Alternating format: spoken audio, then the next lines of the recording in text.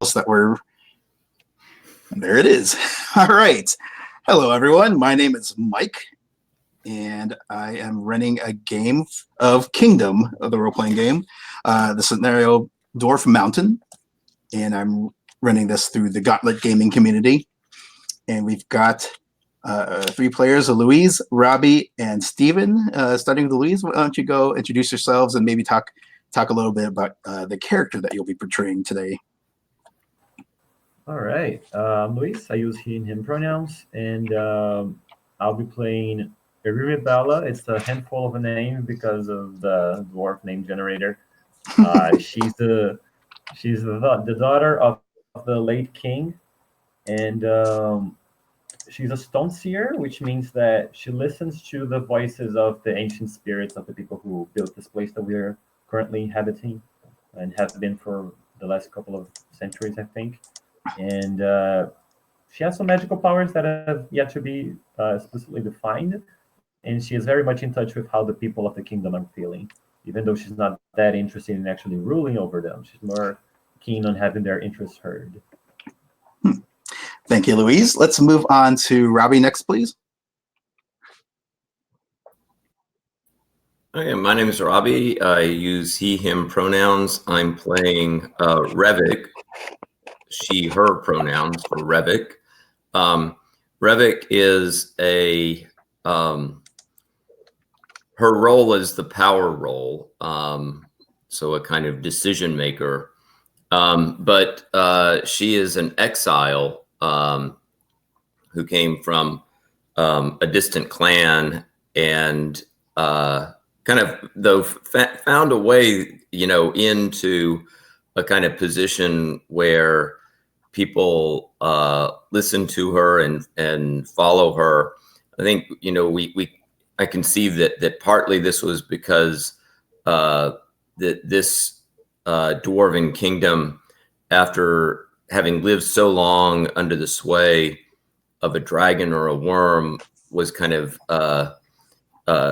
had kind of lost some of its spirit, and Revik seems to be, at least kind of many dwarves kind of see Revik as being competent and effective in a leadership role. She desires for Mulu to experiment with new metals and to fabricate kind of new tools and weaponry. And last week, Revik was trying to work something out with Zov, who is from a kind of kobold diplomat, but kind of was finding out that the kobolds had perhaps some advanced metalworking techniques that might be of use to us. And so she's kind of moved a little bit against what the people of the kingdom seem to want, which is not to invite a kobold contingent to kind of be in close proximity. But Revik perhaps sees a kind of value in working out perhaps a closer relationship with the kobolds than a lot of people in the kingdom would be comfortable with. All right. Thank you, Robbie. Steven, would you please introduce your character? Hey there, I'm Steven, he, him, and I am playing Gildoon Magmathane, the late dead king and Aramibella's father. I was presumably slain by the dragon, and the dragon's fell fire has bound my spirit to this world. Interesting. I don't know that we had established last week why Gildan was still on this plane. So that's interesting that it was the dragon's spellfire that bound you. Very curious. Very nice. Thank you. And before I introduce my character, I probably should have started by describing just the scenario in general. It's very, very similar to The Hobbit, the Dwarf Mountain kingdom seed that comes from that was published with the Kingdom core rules. Basically, we are playing the movers and shakers of a dwarven civilization that lived within a great mountain that had spent the past few decades under the occupation of a dragon that we had been forced into paying tribute in the form of gold and treasure in order to keep it placated and keep it from killing the rest of us along with King Gildan. We had recently shaken off the dragon's oppressive rule by poisoning it, and we got the poison from the aforementioned contingent of kobolds that, for reasons that perhaps we'll discover later, have decided to help us slay the great worm. And I am and so now we find ourselves, our dwarf community finds itself much weakened under the past decades of oppression, and kind of a shadow of its former self, and trying to regain its might. And we've already heard how Revik wants to accomplish that by bolstering our numbers by granting refuge to the kobolds who helped us slay the dragon. As for myself, I am playing Fermuli Treasurehorn, who is the masterful smith of our Dwarf Mountain, which is also known as the Glimmerhorn, also known as what was the other name for Durkandor / Glimmerhorn / the Dwarf Mountain. So Fermuli's big deal is I've just decided that he's actually been around for much longer than even the other dwarves, and he's been around long enough to remember the great heights upon which our civilization stood, and is old enough to mourn how far it's fallen. And his particular bit of angst is fearing that the crafting of himself and by the way, he and both I use he/him pronouns. Anyway, so Fermuli is tortured by the fact that the current state of dwarf crafting is pales in comparison to the crafting of their great ancestors. He is especially troubled by finding out that apparently the kobolds have mastered secrets of blacksmithing that makes their weapons apparently far superior to our own. And what he does with that knowledge, how he copes with that knowledge, remains to be seen. But probably he's not going to deal with that in a healthy manner, I'm going to guess. So we'll see how that plays out. So those are our 4 characters. We in our last session we primarily covered creation of both the characters and customizing the background, and then we played out 2 turns. I believe the first turn was it Louise's first turn, and then Robbie? Am I remembering that correctly? Yeah. Okay, Louise, if you remember, would you mind just giving a summary of how your turn played out? Yeah.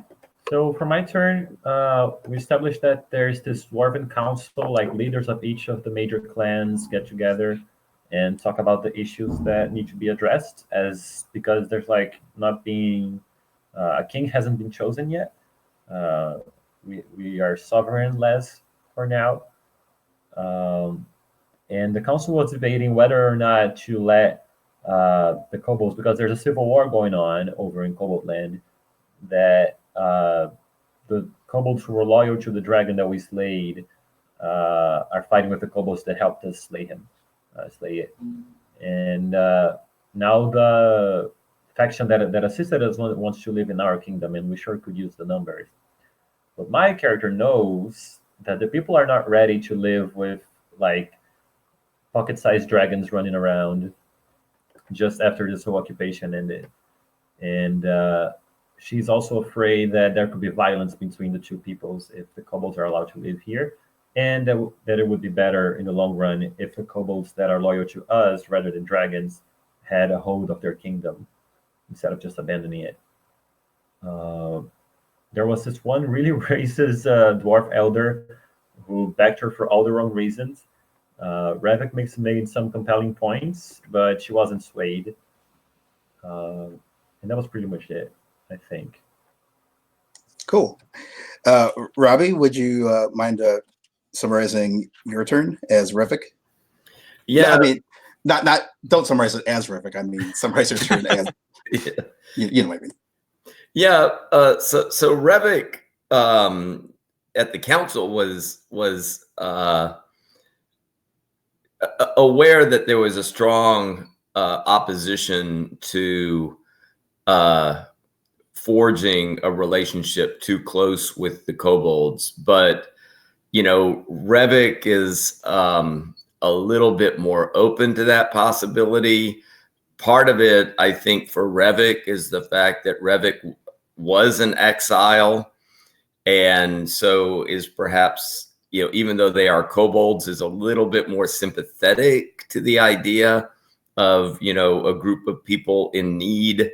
And it kind of is also maybe sensing that I think we called them the Free Scale Coalition, maybe in more desperate straits than what they are letting on, because it seems a little bit kind of remarkable that they would be kind of coming to us to, seek some help, which, seems like from Revik's point of view, it's like, well, maybe they're not letting us in on the full story, and exactly perhaps they're kind of doing, in a worse condition.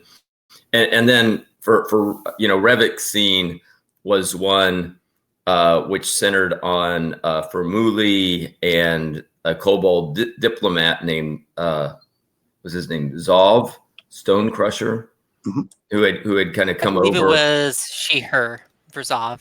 Okay, that's right. Thanks. Okay, so and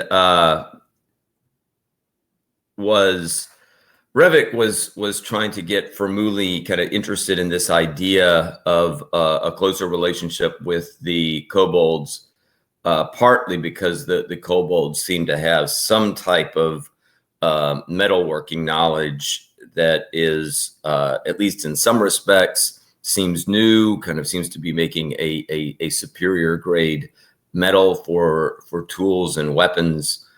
And yeah, so we had that scene with Zov and Fermuli and Revik. Yeah, I would just add one more thing. I think it was this scene where you tried to tried to use your ability of command as being the command player, yes, to persuade the people of the Glimmerhorn to change their minds and accept the kobold refugees. And one of the interesting mechanics of Kingdom is that if anyone exercises their narrative role, any of the other players have the option to challenge it. And in fact, I believe it was Stephen who challenged you, Robbie, and added the stipulation that if you wanted to carry out your command, he decided that Revik would have to marry a kobold, basically form an alliance through marriage in order to persuade the people to grant refuge as he wished. And you had declined, I recall, but I thought that was a really interesting play of the challenge, and also sets up a very interesting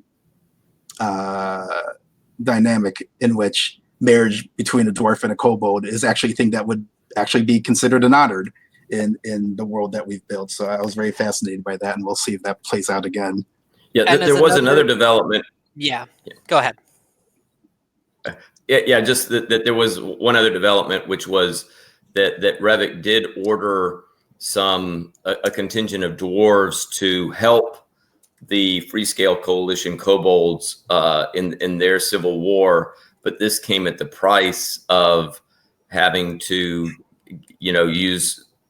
draw troops that were kind of lower down in the mines in a kind of guard position to the kind of lower realms, which are potentially housing forces that would be dangerous. But to kind of order the dwarven forces off to that civil war, I've had to kind of pull some of the troops away from their guard stations lower down in the mines. Sure. Yeah. Yeah, that's right. That's right. And Steven, I'm adding a second section for notes to that NPCs tab just to keep track of like changes like that so that we can have them in mind. oh, great. Thank you. Ah, yes. All right. So that is where our game is now. Now we have to decide whose turn is next and who will play out the next turn. I guess it's either going to be me or Steven. Steven, do you have any thoughts about whether you'd like me to Yeah, go? I have a thought of a scene. Mhm. I think that what has just happened is that because we established that I established in the reaction that there were some skirmishes near the mountain where our hold is built between the two factions in the Civil War, and I The two think factions that, of kobolds, right? yeah, kobolds. Yeah, and if I remember correctly, the main body were led by the worm-blooded king, and it was the Freescale Coalition who supplied Dwarf Mountain No. with. Oh, Was what? I believe it was the Freescale Coalition that originally supplied the poison for the dwarves to kill the dragon. Is that correct? Yeah. Yeah, and I think we had basically established that they're not as dragon happy as most kobolds are known to be. So I just wanted to clarify what the two factions of kobolds were for anyone who might be tuning in now. And Stephen, you're about to say something else? Right, that the Freescale Coalition had lost some skirmishes near the hold. Oh yes, Louise. Yeah, it's just that last time we mentioned over the rules this time, and I. Oh yeah, no. Let's go ahead with that. So That's right. So you wanted to go a little bit more specifically into how challenges and overthrowing works, Louise? Yeah, I basically want like a menu of what is available to me on a given scene, because I'm still like just grasping at straws here, and I'm not really what I'm supposed to do. Oh, of course. Okay. Yeah, it's So understandable. actually, if you go to the right of the character keeper, in that tab, there's a challenge and overthrow. And those are really the two main ways you have of opposing another player when they're acting in your role. That when you're playing your main character, you can try to stop them from acting in their role, basically, or try to force them to change something that they've done. So in the oh, go ahead. Oh, I was going to say that, the challenge and overthrow, those are actions you would do during the reaction. Like basically a player. You can do it you can do it anytime. You can do it in the main scene. You can really? do it. Okay. Yeah. It's in the reactions, you can only do one thing, but it can either be your role or a challenge or overthrow. But you can do any of these actions at any time as long as your main character is in the scene.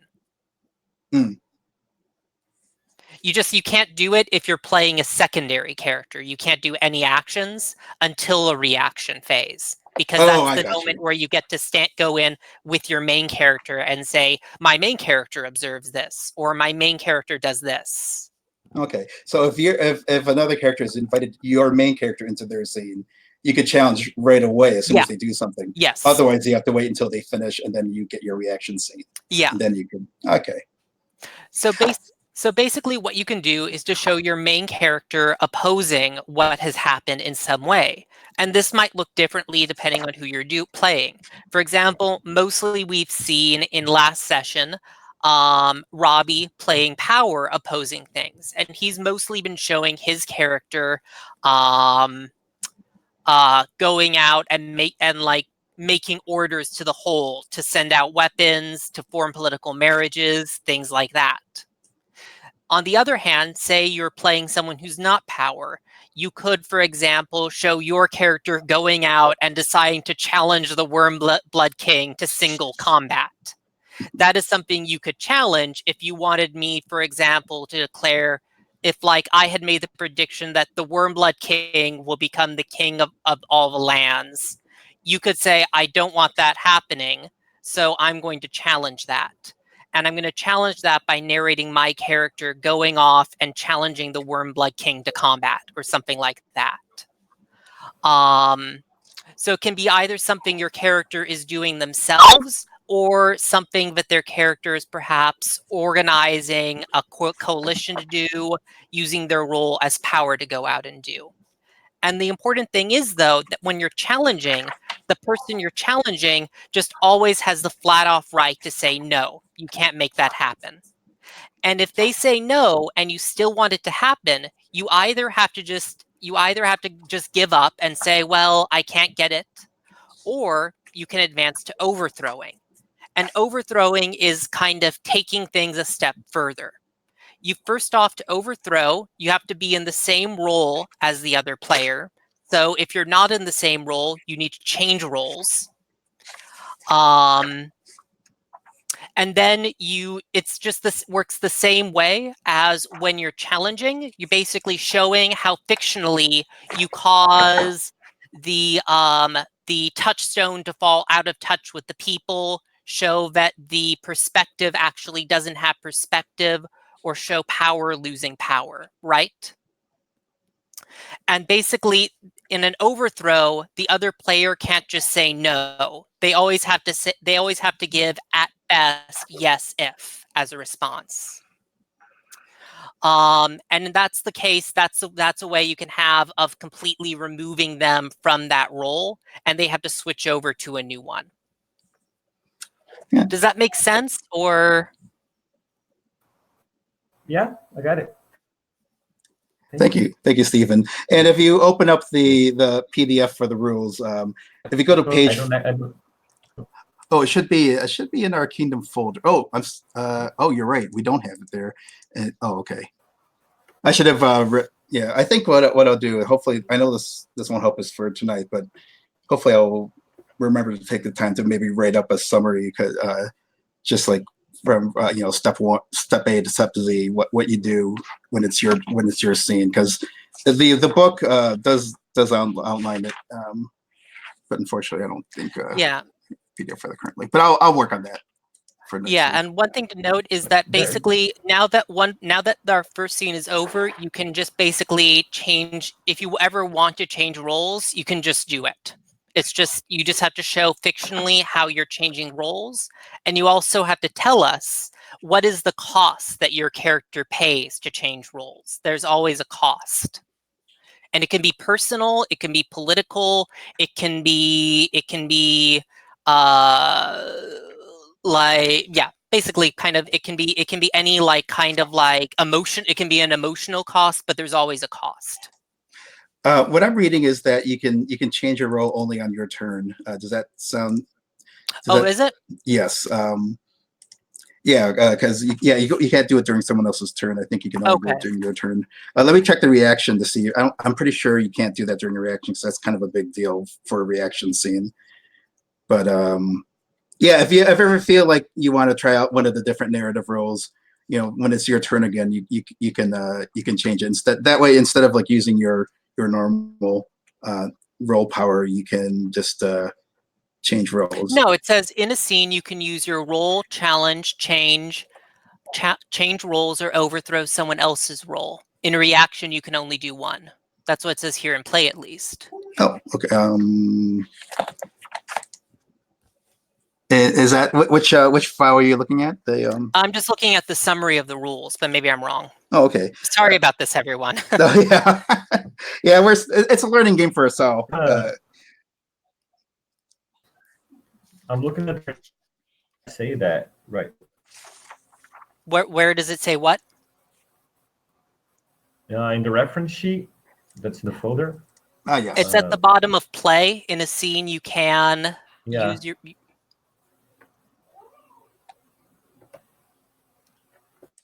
In a scene, you can use your role, challenge, change. In a reaction, you can only do one. Oh, I see. Oh, okay. Fair enough then. I'm just looking here in the actual main rules, what it says. Yes. Yeah, you're right. You can change your role in a reaction scene. You just can't do anything else. Okay. Yeah. Thanks for clarifying that. You can, yeah, it's just as long as your character is there on scene, you can do anything you want. But ideally, if it's like your scene, if it's like you're there to highlight what the current player's scene is. So usually you don't want to steal the spotlight too much. Right.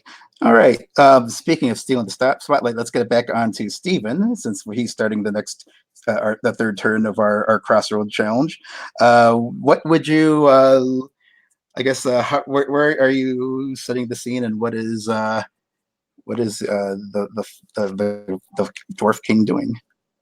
Yeah, and I think that perhaps word of the of some of the losses has reached the hold, and I Word feel of like the kobold losses? yeah, Oh, okay, thanks. and I feel like perhaps, does this sound like something that perhaps Aramabella might want to go and like commune with the spirits to deal with her feelings about that? Sure. Yeah, so I feel like setting this up at the shrine, maybe that's up at the peak. And I kind of, both my character and sorry, I Just need call her Bella. no, my character never will. Aramabella. It's her mother's name. Yes. And I feel like I kind of want to include a few of the spirits in this scene as well, just to make it weird and fanciful. I'd like to pitch as two of the spirits, the builder and the deceiver.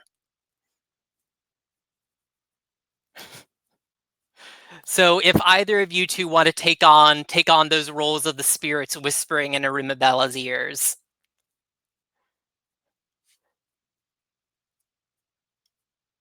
Sorry, I was just looking for the unmute button. Yeah, I'll take on one of those. Well, since I'm playing a builder now, I guess I should be a deceiver as a spirit. Cool. Do you want both of those spirits in play? If either of you wants to play them, like I'm not mandating that they be in the scene, but I think they'd be interesting. Okay, and like what would the builder? This is a spirit of a dead dwarf who had previously been like one of the builders. Is that what I'm supposed to be imagining? I think Louise was saying that these are the spirits of the beings that that created these halls originally. Oh, I see. I dwarves. see. Mm-hmm. Actually, can I change my, if you don't mind, can I change my role and be the builder instead? Yeah, that's fine with me. Okay. Mm-hmm. Just so I will play the deceiver.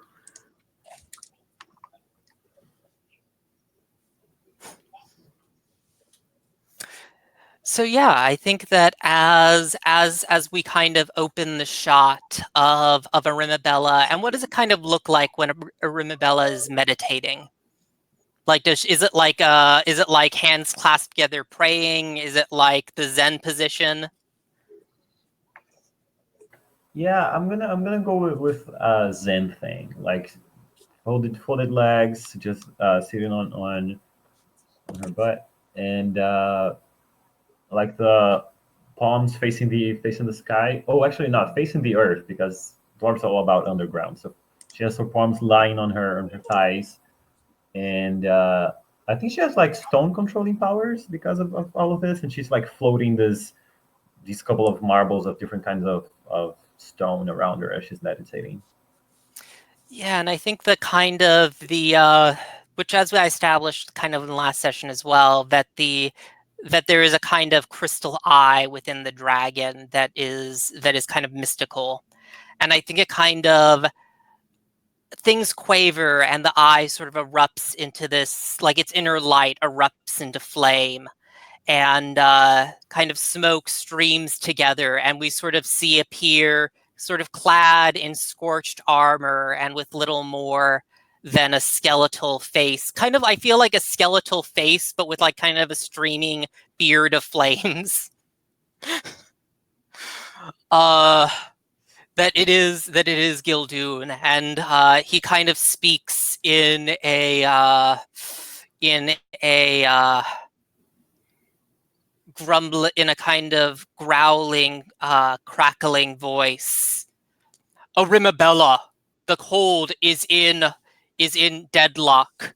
We are unable to take action. I need you, daughter, to take my stead and to lead the dwarf holds for me. Father, I've told you this, I'll tell you again. It is not in our fate to lead them once more. We've had our turn, and it led to disaster.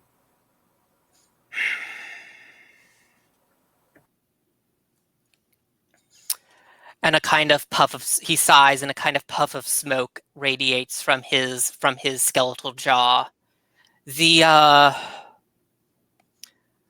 council has proven their inability to act. In the decades since I have died,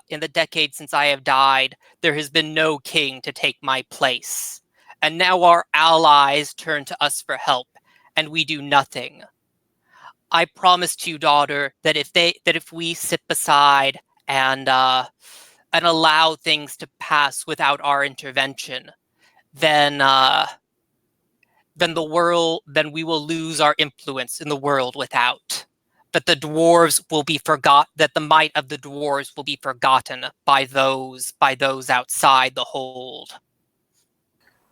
Then let them forget, Father. We don't need to be remembered. We just need to be alive.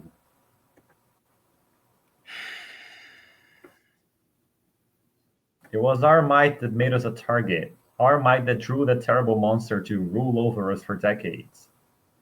We don't need to be mighty. We just need to be content.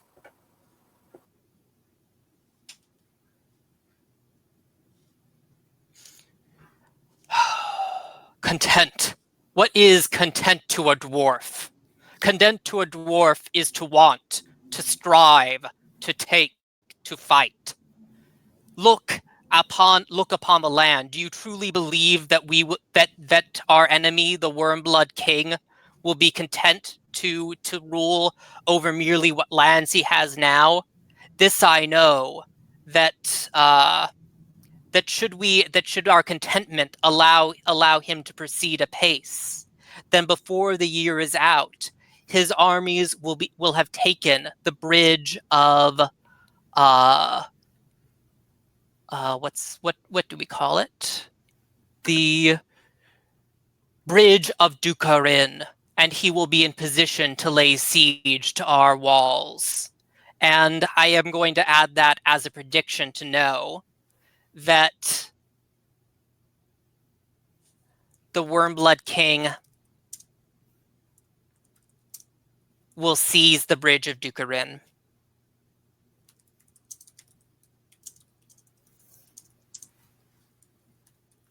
Which is one of the places in our kingdom, as a reminder.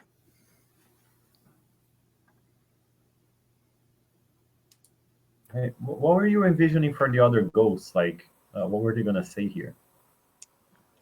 I mean, I kind of wanted to have a scene where you either agreed or kind of offered my denial. And that's kind of why I also wanted to bring in the spirits, that perhaps at this point, if either of them want to chime in with their own advice, because of course it's my hope, not so much that Dwarfkind remember its glory, but that my glory is remembered through getting you to seize the throne.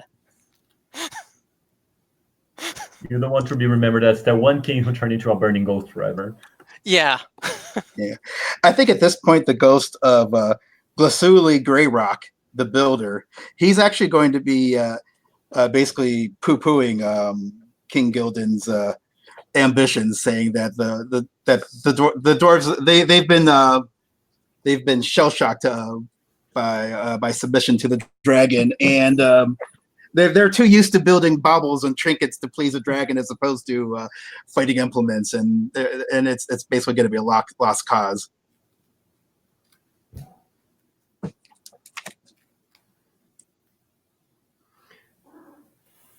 What about the deceiver? I think the deceiver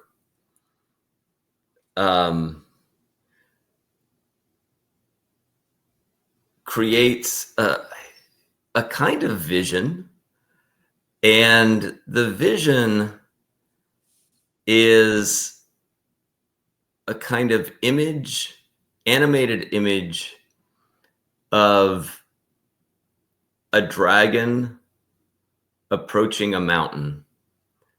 And the vision is for the deceiver. He makes it intentionally a little bit murky and a little bit unclear. It's not clear if it is Glimmerhorn that's the mountain. It could be.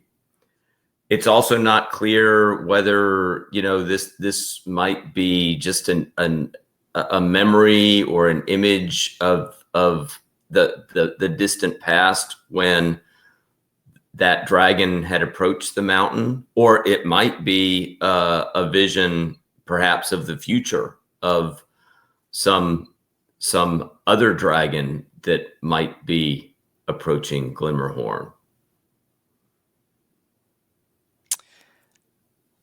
Yeah, and I think that because I think actually probably this all appears in like the dragon's eye that is still there, like lodged in its skull.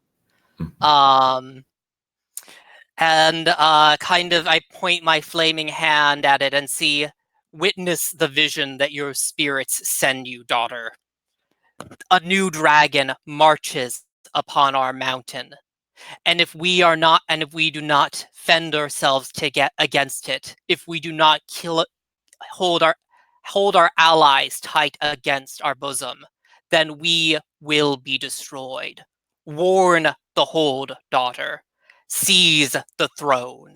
And there's a kind of crash of flame and thunder, and I'm gone. And I think that's my scene. No pressure. Were you? You didn't mention who the allies were specifically. Was that a deliberate? I meant the Free Scale Coalition. Oh, because good. This That's is what I all thought. about the crossroad. Yeah. Cool. Right. Oh, right. Cool. So I guess now we move on to. I think we should start with Bella's reaction first, since she's right on the scene. Oh right? My. Nice talking to you, Dad. Let me think of what Bella's gonna do. Thanks for all the judgments. Thanks. That's what I come to you for: ominous prophecies and impossible odds. And telling me how disappointed you are. Oh, I think she's just so burdened by this. I have no idea how Bella would act. I need a moment. She's just like, we could come to you last. Her head. Yeah, we could do the other reactions first. Yeah, she hangs her head and moves back inside the fortress. We don't know what she's gonna do just now. Robbie, would you like to do a reaction, or shall I go ahead and give my reaction? Well,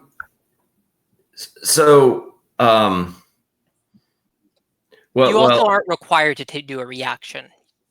Thanks. Yeah, I think my reaction is I can do a reaction that doesn't necessarily have any actual mechanical effect, but just is a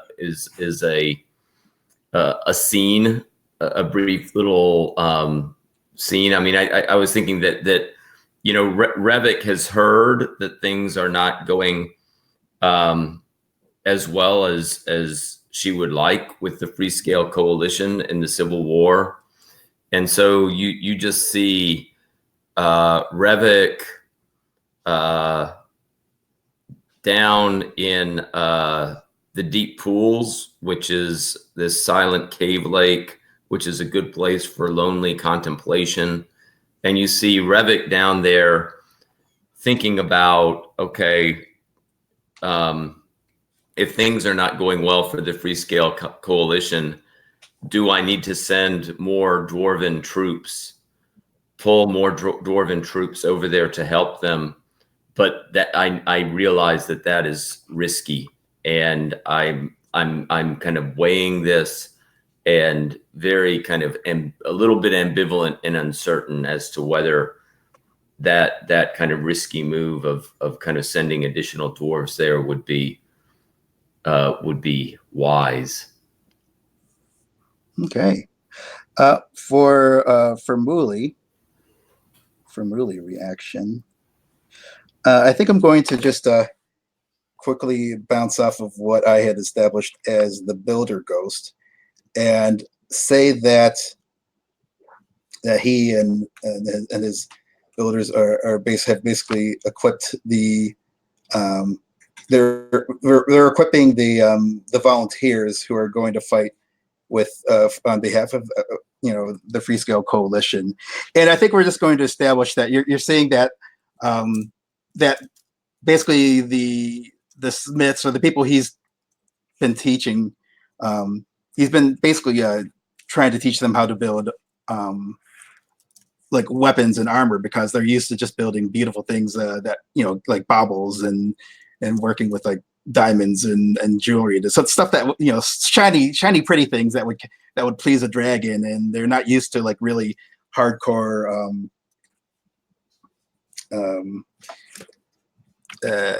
like actual durable weapons and armor. So he's just like very frustrated by that, and he's also starting to think that he might actually need to go with accompany the troops in order to because he doesn't feel good about their chances on their own. Plus, he's also very very curious about what's up with kobold crafting. He wants to discover their secrets. And as far as like, I would like to take the opportunity to make another prediction. I actually made a list of predictions ahead of time. Let's see what would be appropriate. Yeah, I've been thinking about this game a lot. I really enjoyed our last session, and it's kind of like activated my imagination. So I have a couple of predictions here. I'm just trying to think of which one might be most appropriate for what's just happened. Here we go. So I'm going to predict. I'm going to place this under the yes column. If the kobolds become part of our society, dwarf artisans will be blamed for downfall, because people are going to be looking for a scapegoat, and they might be looking at the people who are supposed to be supplying them with weapons and kind of falling on their asses in that endeavor. So that's for which downfall? I'm sorry, for drag. Let's call it Dragon Conqueror. Okay. Yeah, and that would be for Lily's reaction. All right. So Bella is gonna walk amongst the people as she's making her way through the kingdom. And as the touchstone, I'm gonna say that she feels that she doesn't agree entirely with what her father said, because there was a lot, but she does agree that we've been leaderless for too long, and the people are restless. There are names being thrown around, like I want so and so to call the shots. I think so and so is a great would be a great leader. And I think I'm just adding to the fiction that in the midst of this kobold crisis, the only way that we're going to come to a decision is if we vote and we finally get a king chosen by the council. So that's me doing something. I don't know how the rules cover that exactly, because it doesn't sound like a challenge. Maybe I'm overthrowing a perspective here. I don't know. Well, I don't know if you could. If you could specifically try to overthrow without challenging something first. I don't know if No, you okay. can.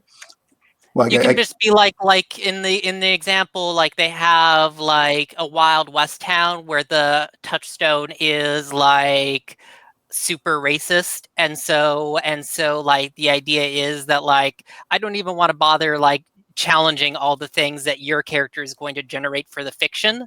So like the power just decides like I'm gonna full on just overthrow you. I mean, it depends. Like, if you want to be you'd have to change the perspective to do that. And like, you'd really have to be showing that I'm not like in touch. My predictions aren't in touch with the reality in some way. It sounds like either you're acting in your role to establish that the dwarven people want there to be an election and they want it to be soon, or you could be maybe are you trying to say that like you're making serious effort to get elected the king of the dwarves? No, I think I'm going for a more passive role. I'm just like establishing that the people are ready for a leader. Like people are starting to get their bearings, resuming their normal lives. They're ready to like have an actual real kingdom going. Either we formalize that our new government is just a council, or we do something else. But they want a decision. Like this temporary government thing is not going to hold anymore. People are restless. Yeah, so I mean, you could. That's certainly more or less acting in your role, because like one of the good things you want to do as Touchstone is basically say what the people are currently demanding, because then on your turn you can say like, well, their demands weren't met, crisis mark. All right. Oh yeah, that's what I'm doing. I'm ignoring my father's advice of me taking the throne, but I'm looking at the people in a different perspective now. I'm checking if they actually want to be led, and I see that they do. They want to feel like there's somebody calling the shots, because this is just feeling too disorganized. They feel unsafe. So, do you mean by like one ruler as opposed to the current council? I mean, whatever is decided, as long as they set a foot down, write it in stone, and say, okay, this is how we're gonna lead our people from now on. I mean, the current council has basically elected a regent, so like there's a lot of up in the air about what government we actually have at the moment. It's just basically the loudest lords just giving their opinions a lot. Lau just constantly trying to flirt with Arabella. Right. Okay. So are those all the reactions then? Okay. So we now have people who are ready for a permanent role. We've got a couple more predictions in the books, and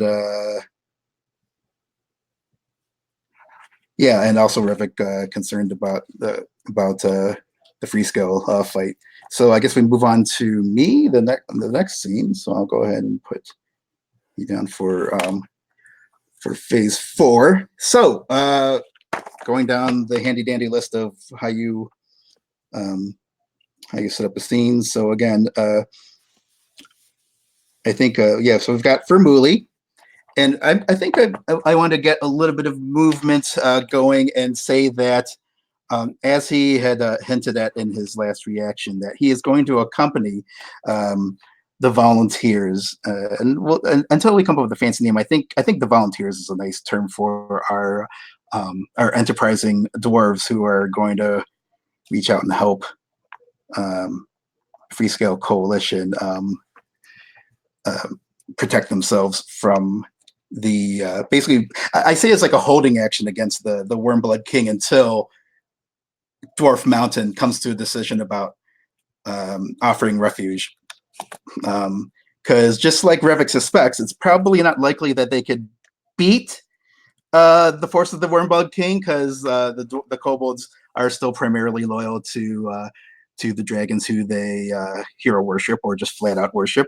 But hopefully the point seems at this point seems to be just to keep them alive long enough, or perhaps even like if fight with a help them fight long enough to impress the dwarves, like maybe impress them with bravado, like dwarves are often won over by shows of valor and endurance.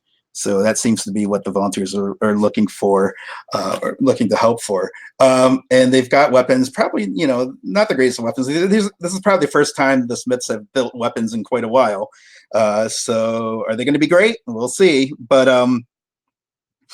where they're gonna, so we'll imagine a little marching. What do we see as being the terrain around Dwarf Mountain? Like, what do the kobolds live in?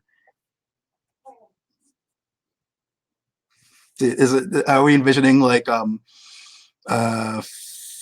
rolling hills, kind of a Bravehearts environment, sort of? We'll roll with that until something else comes up. So well, yeah, rolling hills. Yes. I love breaking away from Eurocentric landscaping as much as possible. So very good. What are you thinking? I was thinking maybe like dunes and canyons and stuff like that. Ooh, dunes and canyons. Very nice. Like ant-like cave networks extending across this huge chasm that divides the mountain from the mainland. Chasm divides mountain from mainland. I like that. Thank you.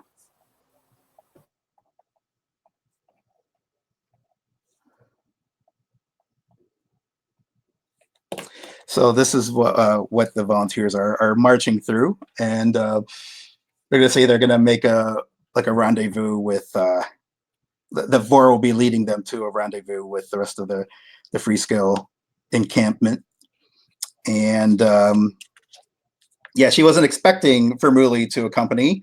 He's going to pretend. He's basically his story is that he's going to want to kind of safeguard. He feels personally responsible since he's built the arms and the armor that are supposed to keep his brethren alive. So he feels beholden to accompanying them. But really, what he wants to do is find out the secrets of kobold smithing. So I feel like yeah. So I think this thing is just basically them. Well, kind of like I envision a montage where they're kind of like, coalescing as like a single force, the dwarves and the kobolds. I'm willing to take suggestions as to how people think that turns out. If it turns out well, there's like a lot of conflict. We might also want to think about some of the questions I brought up before, thinking about how relations had been between the kobolds and the dwarves. Especially during the time of the dragon occupation. First of all, do we feel like maybe did the kobolds have a lot of interaction with in Dwarf Mountain while they're being suppressed by the dragon? Do we think, or were they just? I mean, I guess they. Do we envision some kind of situation where maybe they were the ones who watched over the dwarves while the dragon wasn't around? Does that seem like something that the kobolds would do? Or would have done back in the day?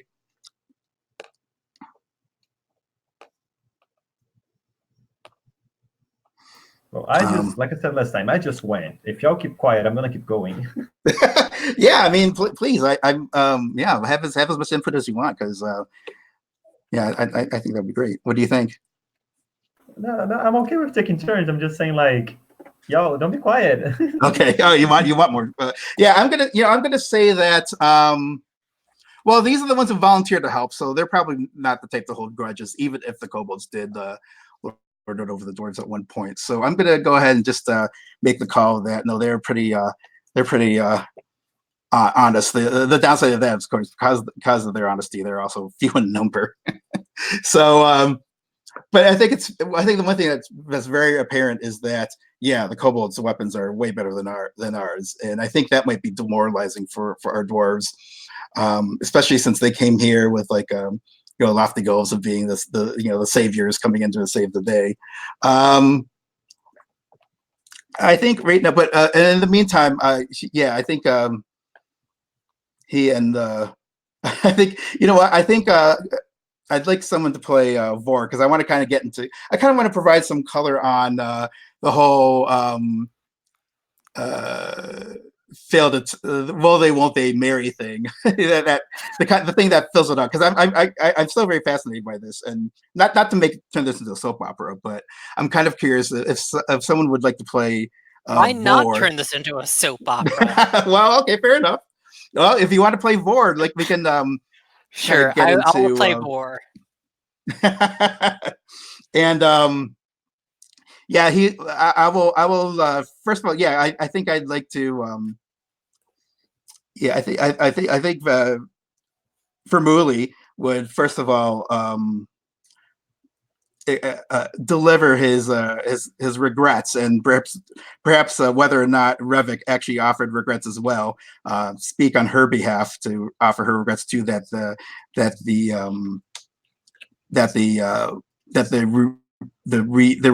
union plan did not work, and I think that's exactly how Vermuli phrases it.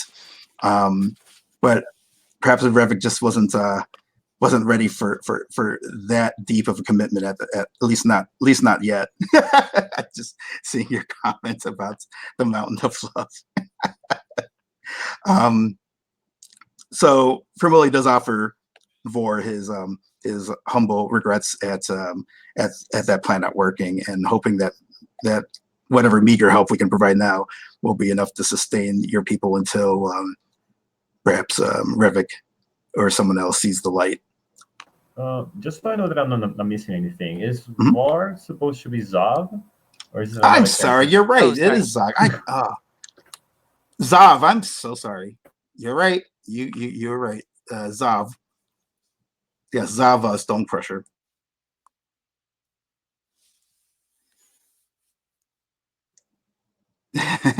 And having offered that that show of humility, while you're also planning the two. One thing that Vermilly thinks would be really helpful. The dwarves may have be blessed with the stature and hardiness of the mountain, but as we've seen in our initial training exercises, the weaponry is I'm ashamed to say they're still catching up on remastering the arts of war. They've been too used to creating works of art instead of works of art instead of works of the art of war, shall we say? And the only way I could see fit to give them the arms that a kobold coalition would deserve would be if perhaps he's having a hard time. He's basically he struggles to actually ask for help, but that's basically what he's asking for is help to be able to create the weapons that are of the sturdiness and the sharpness of what the kobolds are capable of. And and he's basically like humbling himself to learn to ask if your smiths would see fit to teach him how to craft as they do, so that they could catch up as far as martial effectiveness is concerned.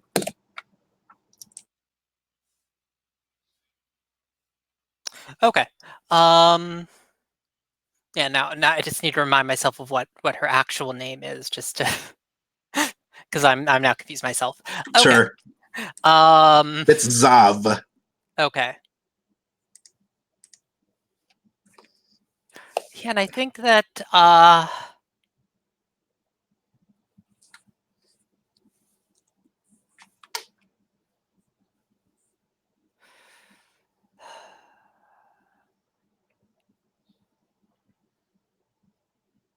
Zav sort of has been leading you into has led you sort of into this kind of makeshift workshop that the kobold sort of refugees have set up here at the map at sort of the entrance of the bridge. Yeah, And, actually, can I interrupt? I just realized, am I like kind of inadvertently leading my character into the command role?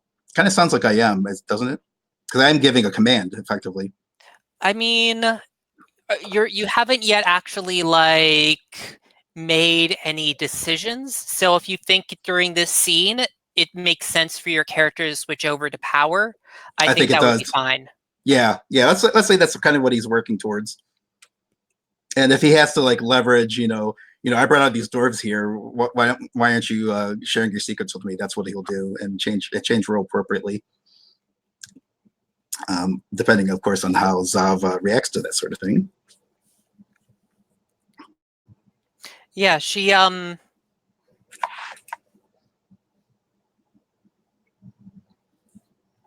leads you into sort of what has been set up as their sort of makeshift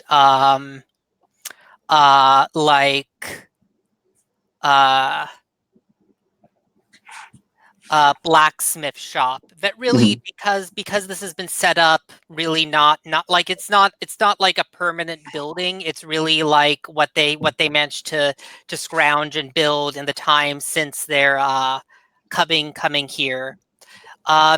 It's not a particularly efficient or manageable affair. Like it takes probably a solid 2 kobold. Well, 2. I don't know exactly like what the equivalent labor power of dwarf versus kobold is, but it takes about 2 dwarves worth of kobolds to really like do what one dwarf worth of kobolds should be doing.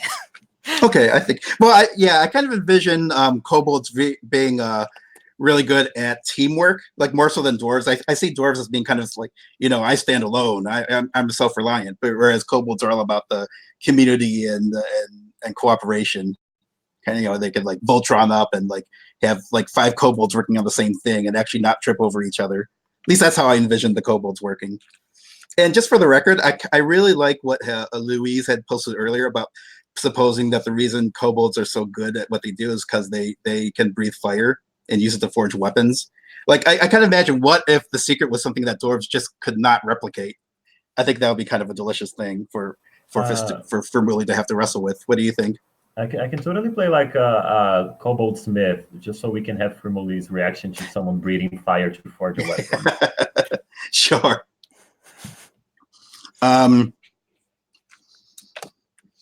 So yeah, I think so. Would it be safe to say at this point that Vermuli is going to go ahead and change roles into command in order to issue that command, and ask Zav to, or tell Zav, I guess, or influence Zav into sharing the kobold crafting secrets? Yeah, I think that Zav kind of looks at you and says, I had thought that you had come here under the banner of peace, but I suppose that I should have known better than to trust any in your hold after my reception. Ooh, yeah, that's nice. Yeah, for really, no pun intended, will remain stone-faced at that accusation. And yeah, but so okay, so then what are you doing like, first off, when if you're changing roles? Yeah, we got to play it out, and he has to give up something. Yeah, so I think maybe would it be enough to say he's given up his pride? Like like this whole experience is gonna like kind of rub in his face the fact that kobolds are like way better at crafting than dwarves are, and the thing that he's centered his life and identity around, he just realized he's in the minor leagues basically, when his like forebears were the World Series champs. Does that sound like so maybe his pride, he's lost a lot of his pride at this point? Does that sound although I mean that's something he could give up. Does that sound like something that would lead into him entering a command role? I'm trying to see if it like makes narrative sense. I could see that.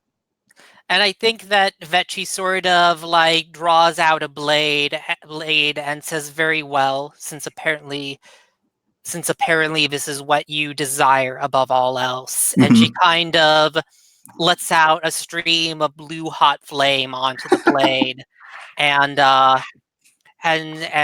kind of like files it to a razor sharpness. And she looks up back at you and says, now you wish our secrets. You have it. So tell me, how many of us do you plan on taking as slaves?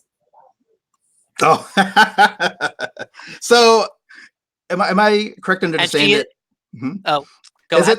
Is it almost like a magical property of the fire that makes the sword so sharp? It's not just the heat. Aha, nice. Yeah, I think at this point he's realizing just how unattainable his goal is, and I think he just I mean, you can take some as slaves. No, I don't. Yeah, absolutely. That's not even something he had envisioned. He even thought about. Yeah, he just wanted to storm into this workshop with some soldiers. Well, he wanted to. Well, that's fair. That's a good. Well, actually, you know what? I think he might have wanted. He may have been intent on just like taking the secrets and just killing you, so that no one could know that. Like no one could like rat out that. Yeah, he didn't come up with these techniques himself. But then when he finds out that the techniques are something he could never replicate. Yeah, I think. I think he's kind of realizes that he's a bit trapped because the volunteers are true believers. they weren't going to do that. They weren't up to any shenanigans like Vermuli was up to. They were here. They're here to help some kobolds. I mean, your power now, you can basically command them to do what you want. Well, no other main characters in the scene to stop you. Oh, that's a good point. Oh, how dark do I want this to get? I will say, because I love squeezing people's hearts, that the volunteer are just mingling with the kobolds and helping this one mother shift her egg to a better placed nest that they have set up. They have like this little nursery there with a bunch of eggs that they're heating up. So the eggs are safe and not affected by the war. And I think as she kind of stares at you stony-eyed, Zov's hand drifts to the knife at her belt. Gotcha. Okay. Well, I don't. I don't see him ordering a wait them out order. Honestly, but I think he's going to need some time to react to the shock.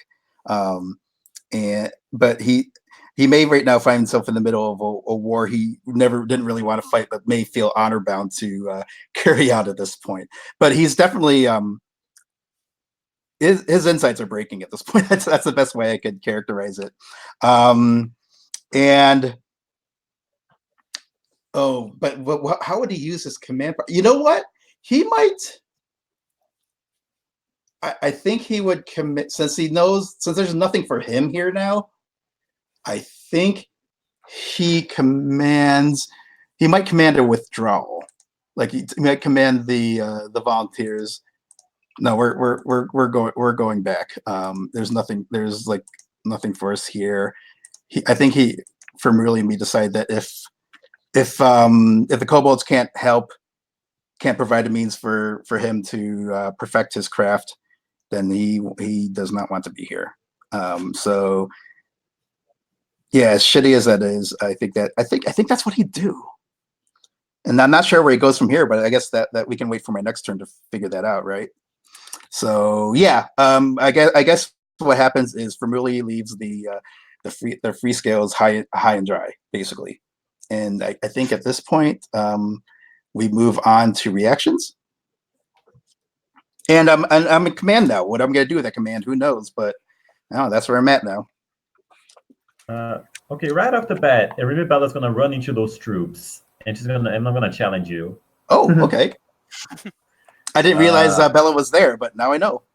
No, this is the reaction. Sure. Yeah, exactly. Yeah. I don't think she actually saw whatever happened, but she saw the volunteers just milling about, like resuming their stations, and she approaches them, and she like, okay, you were supposed to be helping the kobolds, and now you're not doing anything. What happened? And then they tell on you, obviously. Yeah.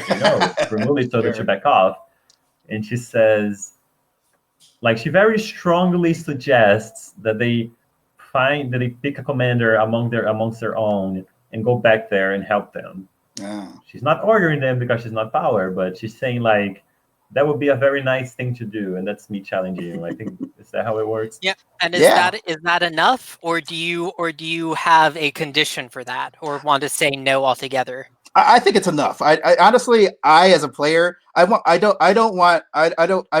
see the dwarves help the kobolds. I was just for Vermuli, that's a different matter. But I think that's I'm not going to add any extra stipulations. I think Bella's got the she's got the heart of the volunteers at her command, and they do in fact stay true to their goal, and are glad that someone has countermanded Vermuli's selfish order. So yeah, good show.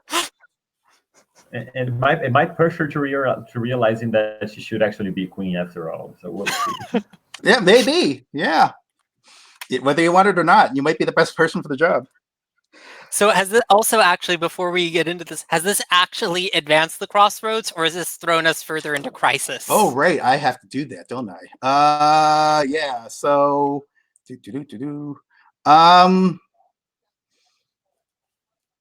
I think I kind of feel like we've shown that.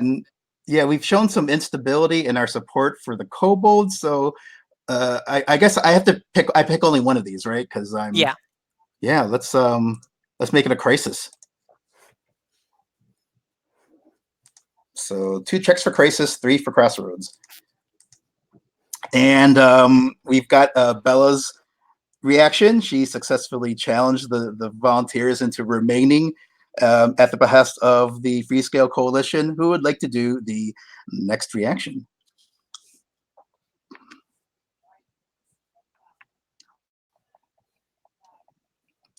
Robbie or Steven?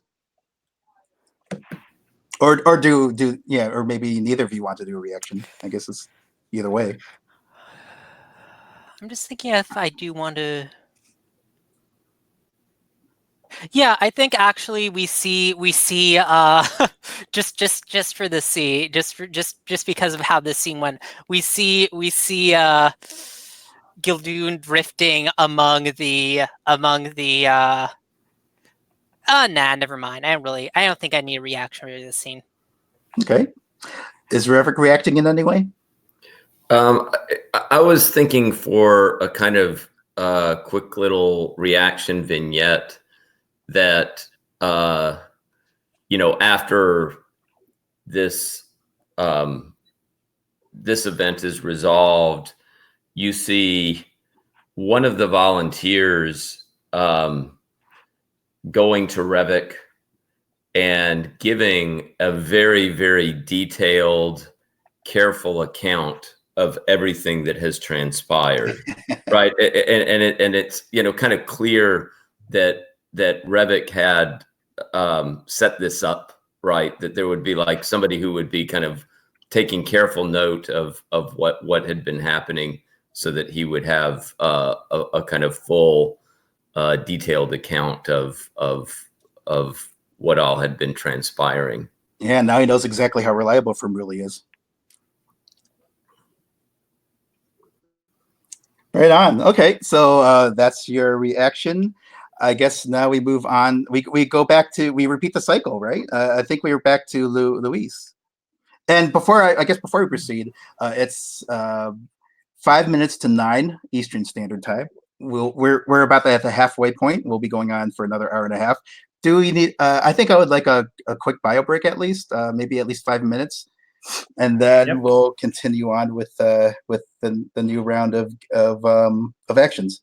All right, so we'll see you all in about 5 minutes. Thanks.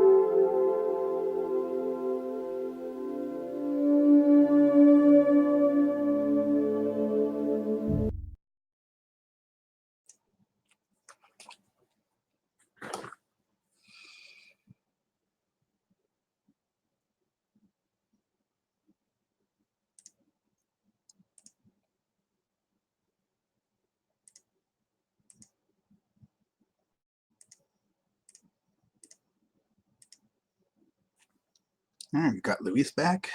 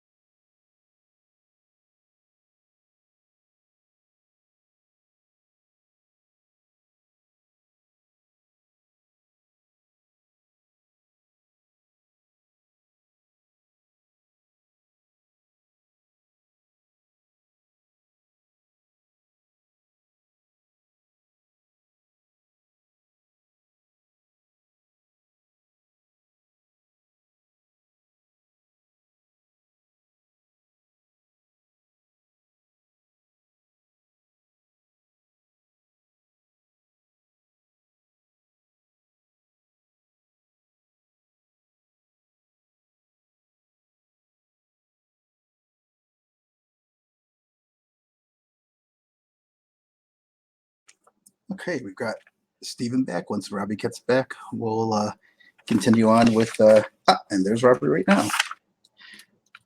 Okay, so we move on to our next turn, and this is a Louise turn and a Bella turn.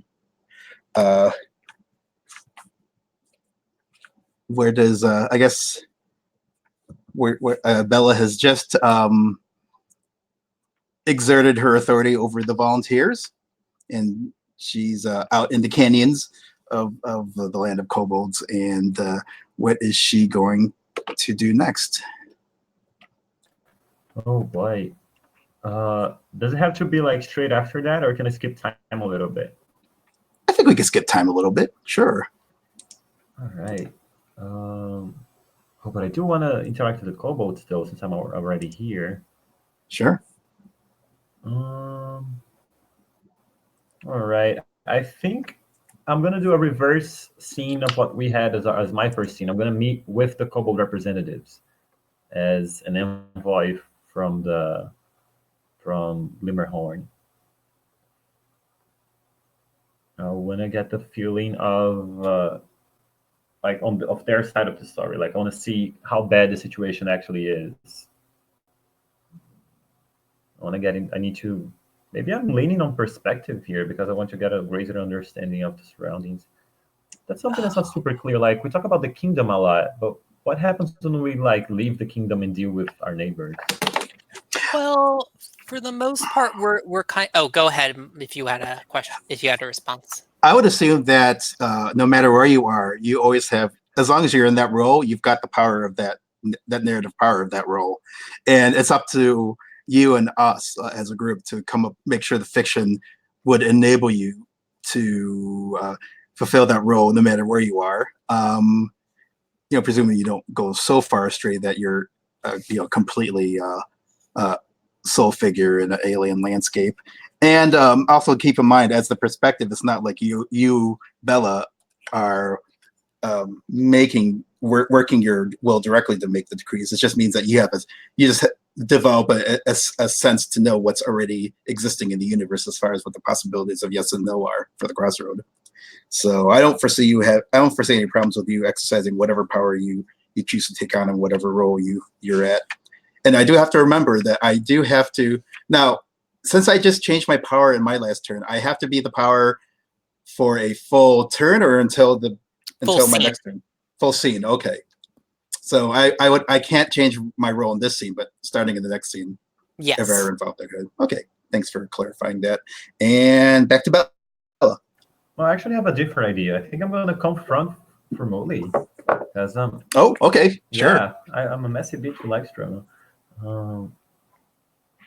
Where are you, Formoli, at this point? I kind of see him wandering. He might actually just be wandering the wilderness in a existential crisis under the starry skies. Yeah, I think he's realizing how that there's. I think what he's realizing is that there's not going to be a quick fix to the crafting problem. Like I and the rest of the Smiths of Dwarf Mountain will have to rebuild their expertise the old-fashioned way by just sweating it out. But anyway, that's where I'm at. I was hoping like a scene that we could have room for one of the other main characters to be in, because I was wondering if there could be a meeting of the crafts people happening, and I find you there and confront you in front of your colleagues. Yeah, I think maybe we could say that maybe some of the apprentice smiths, at least some of them may have wanted to come along too, perhaps swept up in the fervor of the volunteers and their righteous cause. Mm-hmm. So if you want to confront me and other smiths, yeah, I think that's the thing that can happen. All right. Yeah. Would you want to frame the scene where Formuli has come back from his existential wandering to the camp? Sure. Okay. Yeah, I think I'm at camp, and we have like this little dug down bonfire thing going. Like we make a fire pit rather than an open air bonfire. Mm-hmm. People are sitting around it, and I'm very popular. I'm the daughter of the late king. I mean, dude got burned by a dragon. People are empathetic towards me. Sure. They appreciate that I didn't just step into the throne immediately. And I'm just bantering with the apprentices, asking them how they're liking their time out here, if they've chatted with any of the kobolds. And I think the kobolds are nice. They're super nice. I think the apprentices are just like warming up to them. And that's me as a touchstone saying that there's now a considerable chunk of the dwarf population that would be warm to the idea of kobolds living among them. Because between the volunteers and the apprentices, word is going to get out that the kobolds are actually pretty cool. Sure. And is somebody else here? Like, are Mike and Steven playing anyone? If you want, you get to decide who is in the scene. So if you want one of us to be in the scene, you can request it. Well, I would love to have Zav again. Somebody wants to play her. I mean, yeah, I'm always fine jumping in to play Zav. What is Zav? How is Zav in this scene, to clarify for me? I think since this camp is in kobold territory, she's just like orbiting the situation, just keeping an eye on everyone, and just like lingering on the sidelines, but ready to step in if she can get like leverage for her cause. Yeah, and I think she probably now has like a couple like spearmen that are accompanying her at all times in a way that you had not seen before. Yeah, and since Ravik has eyes and ears close to Formuli, maybe he has a representative here as well, or has decided to step out himself. I don't know. Sorry. Yeah, I mean, maybe it would make sense for one of Revik's spies or confidants to be there. All right. So, okay, I think that makes sense. Do you want to generate a name for this person? Yeah. I just did a generator. It's right below the right side of the keeper. Well, I was going to like a dwarf name generator, and I see Grooled, GROOLED as a name. All right. So I'm chatting with Grooled. What was it? What was it again? Grooled. Oh, that's hard. I'm chatting with Grooled and the other apprentices, and Zav is around, and I see Formuli, and I think I stand up and I approach you. And I Okay. don't really lower my voice, but I just say like, Mr. Treasurehorn. Yes. Yes. Yes, lass. Good to see you haven't entirely abandoned your apprentices to the desert. No, just getting fresh air. Yes, yes. Are you enjoying the fresh air, being outside of the mountains? I don't enjoy this open sky above us, that's for sure. Feel exposed. Well, I myself like taking a hike up to the shrine and seeing the vastness of the land around us. It just really puts things into perspective, you know? It shows me how small we are. I think she can get away with saying that it's being a dwarf. And she says, I was hoping you would elucidate me. I'm usually such a well-informed person, but I couldn't find it in my head a reason for why you would withdraw our volunteers from these people who clearly need them, after the council showed no opposition to my motion of helping them. Well, I just had a bit of a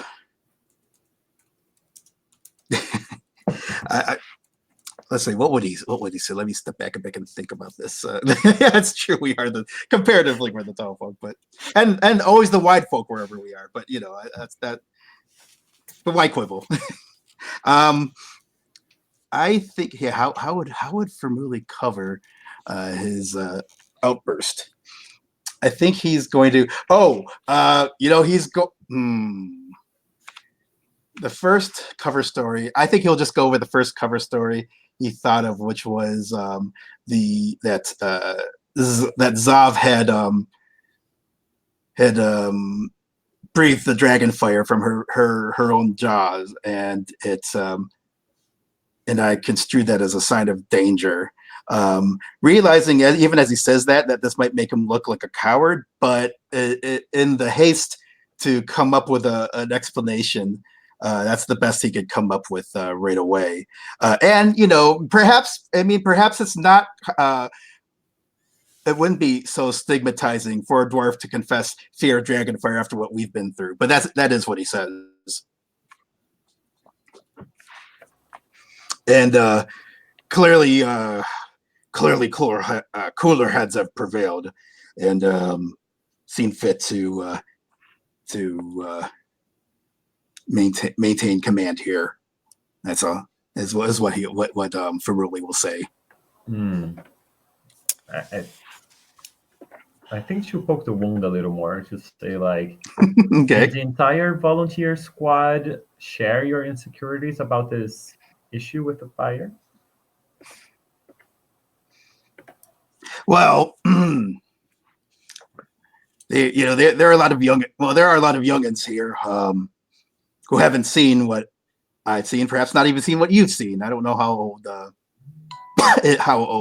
Well, you had to have been alive at the time of the conquering, because it's not like how would the king have fathered you if the king fathered you? He would have had to have been alive before he got killed by the dragon, Yeah. right? Now, whether you're old enough to remember, that's the different question. Whether you were or not, I think Fermutli's going to, at least as he's trying to explain himself, assume that you were not, and just simply say that you youngins, you don't know what it was. I'm sure you heard the horror stories, but it doesn't quite capture what it was like to actually be there under the shadow of the dragon back in the dark times. And if they did not share my concern, perhaps it's because they did not share that experience of having lived through the worm's rule. And that's his explanation. Yeah, she's gonna give you one of her creepy looks, which means I can talk to ghosts. And she says, I may not have been aware of my surroundings at the time, but I know many things from the past, Treasurehorn. Many dangerous, frightening things that no regular dwarf would be able to place their eyes on without losing their sanity. I am wise beyond my years, and you do well to remember that. Nice. And you would do even better, not to instill the fear of trauma into people who don't carry it with them. Mm. We need to move forward. We need to stop looking at the past. We need a future. Our ways and traditions are great and valuable, but not when they're holding us back. Yeah, he will take that admonishment silently.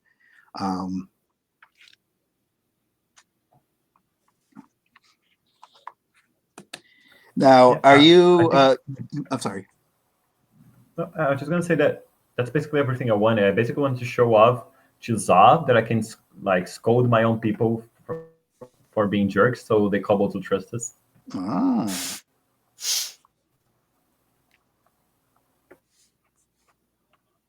Yeah.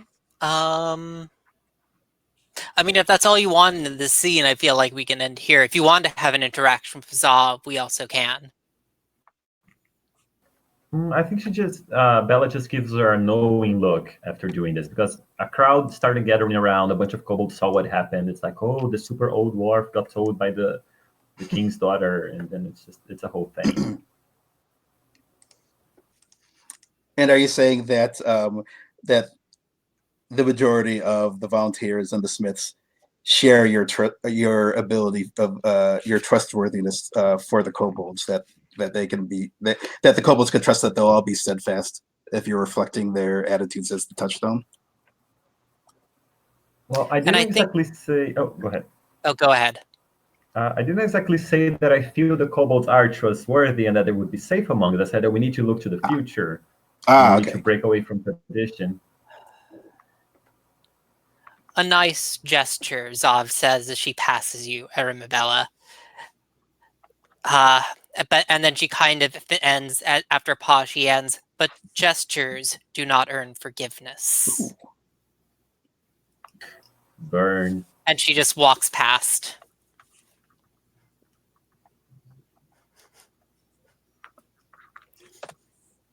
Yeah, and I think during the scene, I mean, Grueld is obviously just kind of mentally taking careful notes, and also perhaps kind of striking up some conversations with some of the other dwarf apprentices to make sure that he has a sense of like what the general sentiment is among those apprentices who have kind of watched what has been unfolding. And of course, Grueld will pass this information on to Revik. Sure. Would that be the Revik reaction then? That he's going to continue to get a report of what just transpired? Yeah, I think that this is, Revik is into kind of heavy intelligence gathering mode right now, just trying to collect information about the kobolds, the state of the Civil War, as well as what the dwarf contingent over there has been up to. Let's see. Well, that was a Revik. Is there, Stephen? Do you have a reaction in mind? I don't really have one in mind right now. No. I feel like Vermouille should have a reaction of some kind. Let's see. I'm currently locked into the power role. I feel like, I feel like if I think I'm not sure exactly where he's going to go with this, but I feel like maybe he lets the volunteers stay, but I think he's going to head back to the mountain in shame, and perhaps he will command at least a few of the smiths to come along with him. I don't think there would have been that many here in the first place, but the volunteers will stay put. But I think I would say that even if he weren't the power, as the masterful smith, he would still be able to. I imagine he would still be able to prevail some amount of authority over at least the smith, his own apprentices. I think, if nothing else, they should be bound to follow me. So I think he just goes back home with them and then from the safety of Dwarf Mountain, he'll figure out what his next step is. But I think that's his reaction scene. All right. So here's what I'm gonna do. I'm gonna check crisis for my roll power, because this is just a mess. Like, Formula is upset. The kobolds aren't pacified. There's just nothing that's being accomplished. And from a regular check, I'm gonna just put it on time passes. I don't think we made any actual progress in resolving this crossroads. Like, some of the dwarves are more sympathetic, but the people who make a decision are just sitting in their stone chairs, bickering with each other. Fair point. I guess from here we move back to Robbie and Revik.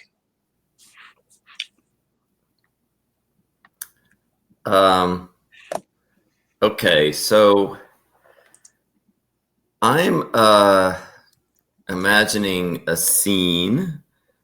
I think I'm thinking maybe the Hall of the Unburied as the location of the scene. And Revik has gathered together part of what this scene is, I think, going to shed some light on. You had sent an email, why was Revik exiled from her former home? And this maybe gives us a little insight into that. Revik has gathered together a couple prominent Glimmerhorn dwarves who are, kind of effective squad leaders on the field of battle. And Revik has a couple of his own warriors in exile, or her own kind of warriors in exile there. And I feel like I maybe want, I don't think it should be Zav, but maybe one or two kobold representatives there. And I also then imagine that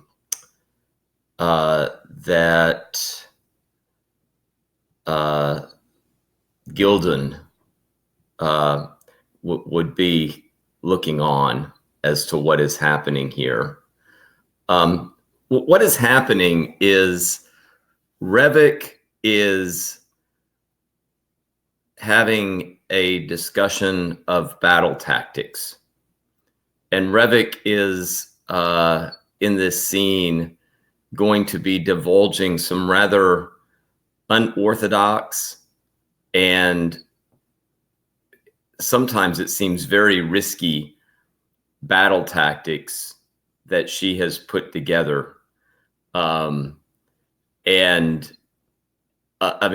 think it's going to become very apparent to those, not so much to the exiles who know Revik, but to the others that, yes, these are unconventional battle tactics, but if they were effective, they would be extraordinarily deadly, but also very risky to this side that would be using them.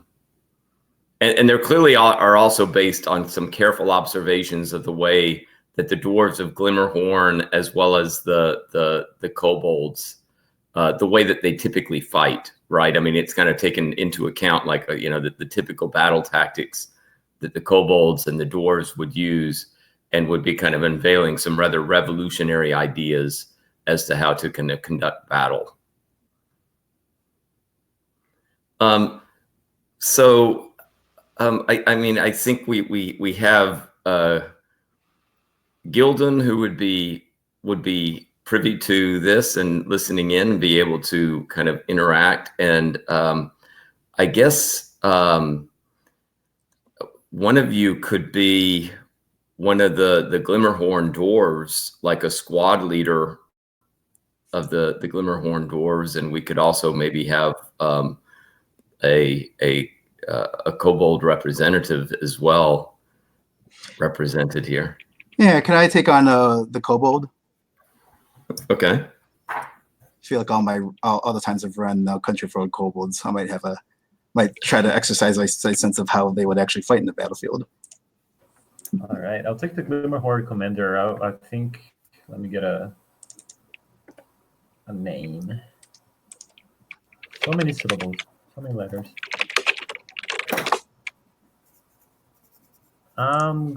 This one is ridiculous. This is just the word target, but it has THs at the end, at the start. It's target.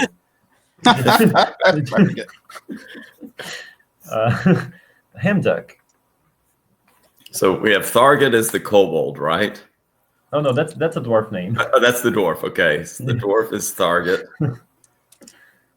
No, I'm actually not picking Target because it's a silly name. I'm gonna go with Hamduck. How do you spell that? Much better. Hemduk. Hemduk. Oh, Hendrik, Yeah. sure. That's all right. Hamduck, Okay. yeah. That's Okay, I our thought for a dwarf. second it was going to be like the opposite of herduck, but that makes more sense as a spelling. Now, is that one of the Glimmerhorn dwarves or one of the exile dwarves? Yeah, that would be a Glimmerhorn dwarf who would be just like, this would be kind of new to the Glimmerhorn dwarf, this whole kind of approach to battle. Okay. And I will go ahead and establish I'll go ahead and establish Hax Thrushmouth, who is a kobold warrior. Is that Hax? Yep. And then Thrushmouth, like how it sounds, basically. And that is a family name from my most recent session of No Country. Continuing the crossovers going, keeping the crossovers coming here. So Hax, yep.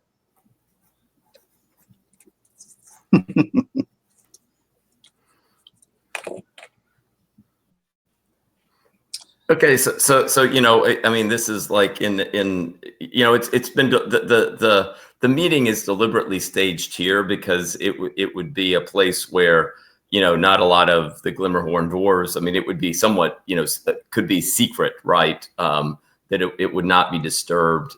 This is a select group that Revik has asked to kind of come together for an important meeting, and would it be possible that you didn't conduct these tactical discussions out in the field because of the revolutionary nature of your ideas?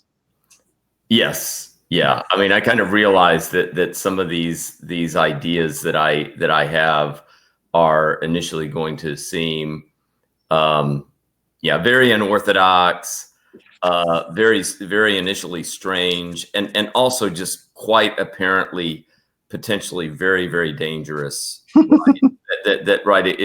They often kind of put small groups used as decoys, but when they're being used as decoys, they're very exposed and right. It seems like that sometimes they're willing to kind of sacrifice lives in ways that just seem a little bit risky. Mm-hmm. And I imagine if we want to stick with the trope of dwarves being few in number and not really reproducing that often, which is a common dwarf thing, that could lead to a lot of the controversy. Yes. Whereas kobolds, they're used to dying all the time, so they're all about it, as we know, right? Hax would also be promoting the use of more teamwork. As I alluded before, I always imagined dwarves being more about the solitary, the one-on-one kind of valor and strength, and the kobolds being more likely to, they'd probably be all about the phalanx units and maybe even doing things like I don't know, like one kobold standing on top of another. That sort of those kind of hijinks that only kobolds could perhaps pull off. But perhaps that could be coloring some of the tactical theories as well. No. So like we could take it up there that we imagine that Revik has been kind of revealing some of these ideas, and Hax perhaps has kind of talked about kobold tactics, and Revik turns to Hex and says, you have some ideas that I think are worth exploring, and in fact, I think that I'm beginning to see a way where we could start to kind of meld kobold tactics with dwarven tactics, and perhaps some of my admittedly unorthodox ideas to effectively turn the tide against the Wormbloods. Well, I guess that depends on if kobold interlinking, practices, as interlinking as in actually interlinking of limbs. If that could be practiced by people with such hefty hues as the dwarf, as the dwarf figure is known for, would you perhaps be perhaps too stout for such maneuvering? Well, I don't think it's a matter of the dwarfs completely adopting all of the details of the kobold tactics. I think it's more of a kind of creative synthesis that I'm thinking of. I mean, it would be ridiculous to have dwarves standing on each other's shoulders and trying to fight in such a manner. But nonetheless, for dwarves, perhaps. But nonetheless, I think the idea of some of these phalanx formations that you are developing, actually could be usefully incorporated. But maybe, Hex, you should also consider some of the dwarven fighter approaches, where occasionally it may be that the interlocking approach is not always so productive. You mean a kobold should stand alone on the battlefield? Well, I think one of the weaknesses of kobolds is that you sometimes perhaps don't appreciate enough your ability to accomplish things also as individuals. The two kobolds look at each other quizzically, like, but they continue listening. Hemdark, I know that these are new ideas for you.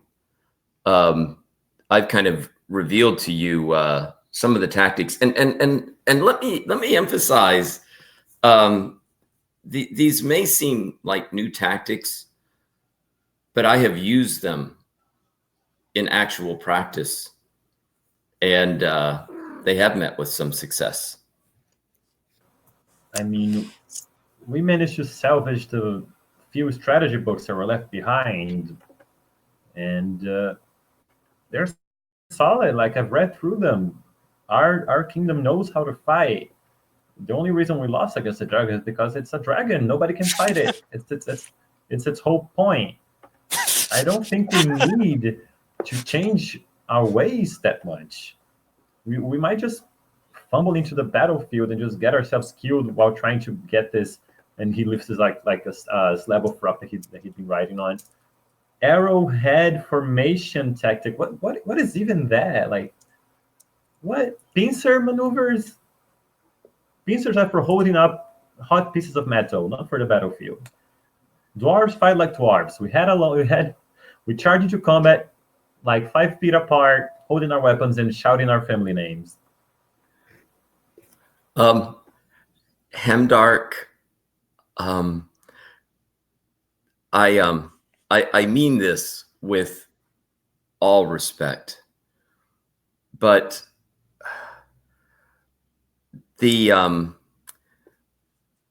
idea that you were helpless against the dragon it is an idea that I ultimately do not buy. Dragons are powerful. Kobold armies are powerful. Enemies in general are powerful. And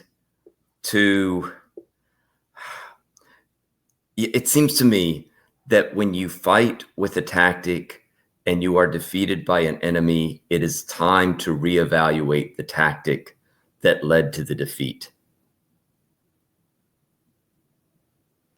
I think he like begrudgingly recognizes that, well, Slugworth Shatterhorn did write in the chapter of his final book that you should always reconsider your options.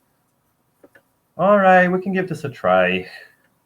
Yeah, and I think Gildoon's beginning to see you may be useful. So I think kind of Gildoon reaches out, and you said you were kind of looking over some maps. Mm-hmm. Yeah, I think maps and charts of battles, but also like, maps of the area and things like that. Yes. Yeah, I think Gildoon reaches out and kind of places a finger down upon the location of Glimmerhorn on the map, and what you see is that it sort of begins to burn just at that spot. And you hear a fire. You hear like there's a kind of sensation of heat, and you hear a whisper in your ear that the greatest threat to the hold is not from without, but from within. The grasping of, you already feel it, don't you? The grasping of the craftsmen. If you do not succeed in this alliance, then they will seize power in this hold. And that's what I'm adding as a prediction. But the craftsmen will use their monopoly to seize power on a no. And is Revik the only one that hears this? Yeah, just that part. But everybody sees the map beginning to burn. And I think when Revik hears this, but he then sees the map, burning at Glimmerhorn, and we are in a location associated with like the spirits of the fallen, and Revik says, looking at the map, he says, clearly we are not the only ones here, but clearly the spirits themselves are listening and watching and expecting some type of action that would return this place, Glimmerhorn, to its former glory, its glory before the dragon. And I just do not see any sense, if we are going to do that, I do not see any sense in us following some of the ways that led to the defeat of the dwarves, that led to the period of captivity under the dragon.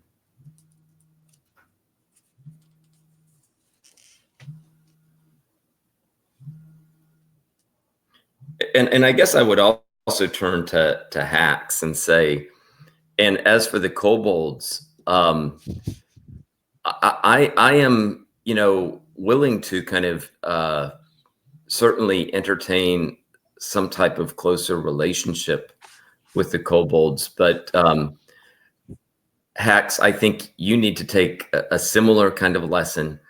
You have thus far proven to be ineffective against the Wormbloods, and you as well, I think, need to kind of reconsider the approach that you have been taking.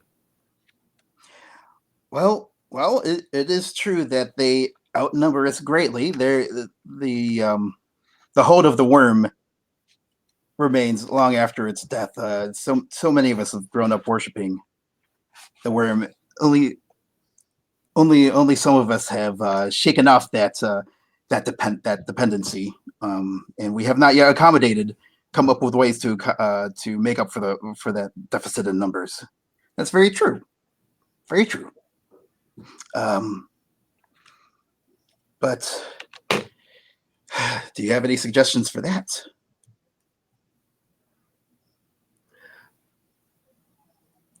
And Revik now, I think, using the command role, I think what Revik is going to do is,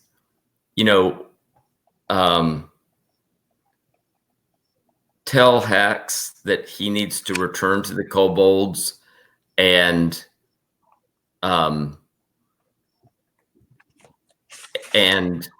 basically present some of what he has seen here and some of these ideas to the kobolds, making the case that continuing on with the current way that they've been trying to fight is not going to be effective, and that Hemdark needs to do something similar with respect to the Glimmerhorn dwarves, who have been perhaps a little bit too stuck in their ways, to kind of help Revik kind of present the idea that the only way that the dwarves are going to return to glory is by kind of maybe breaking through some of these established ideas, both in terms of how they approach fighting, but also some of their old ideas in terms of how they're going to relate to the kobold side.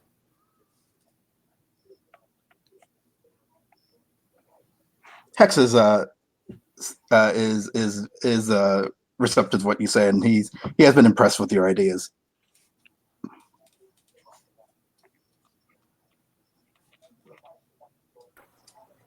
Hemdark is down. I mean, he hasn't seen action in a long time, and he's actually eager to try out new stuff.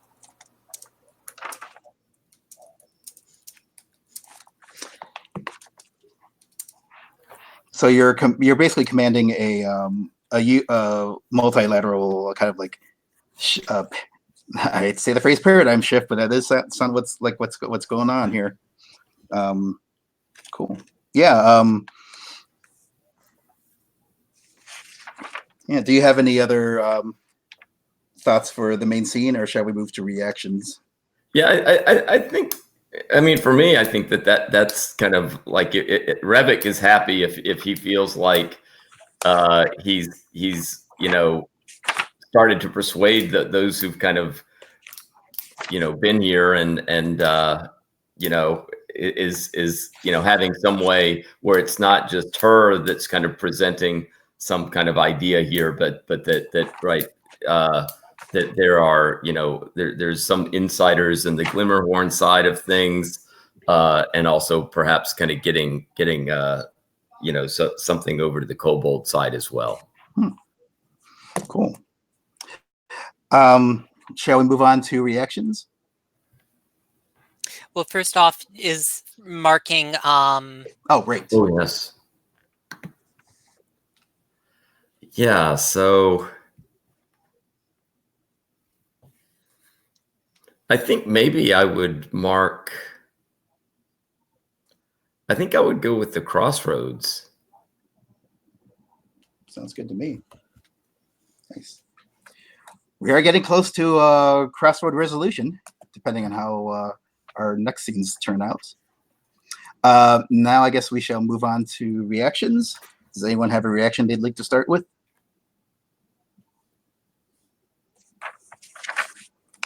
And can you refresh my memory? Do characters have to actually be there for a reaction, or can they react from afar? Okay. Yeah, I think you can just react to afar. Like reactions don't even have to be like they have to be in response to what happened in the scene, but they don't really have to be like a direct response. Like you could just show your character doing something that kind of results from the fallout of that scene. Mm-hmm.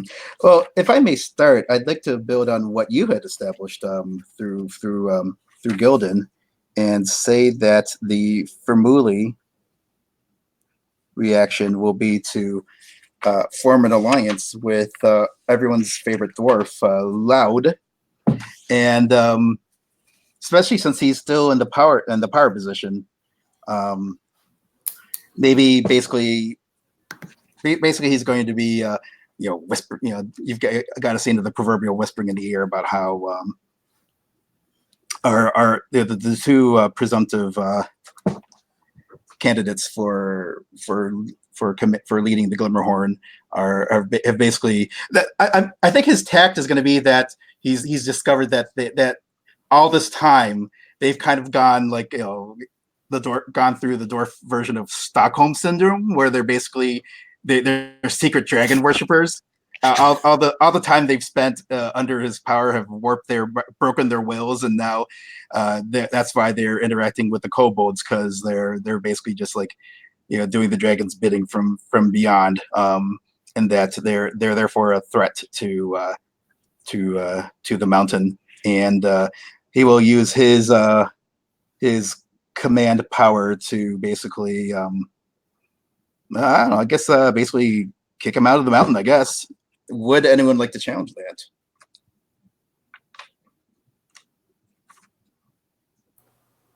Wait, who are you kicking out of the mountain again? I think Revik, and maybe sealing out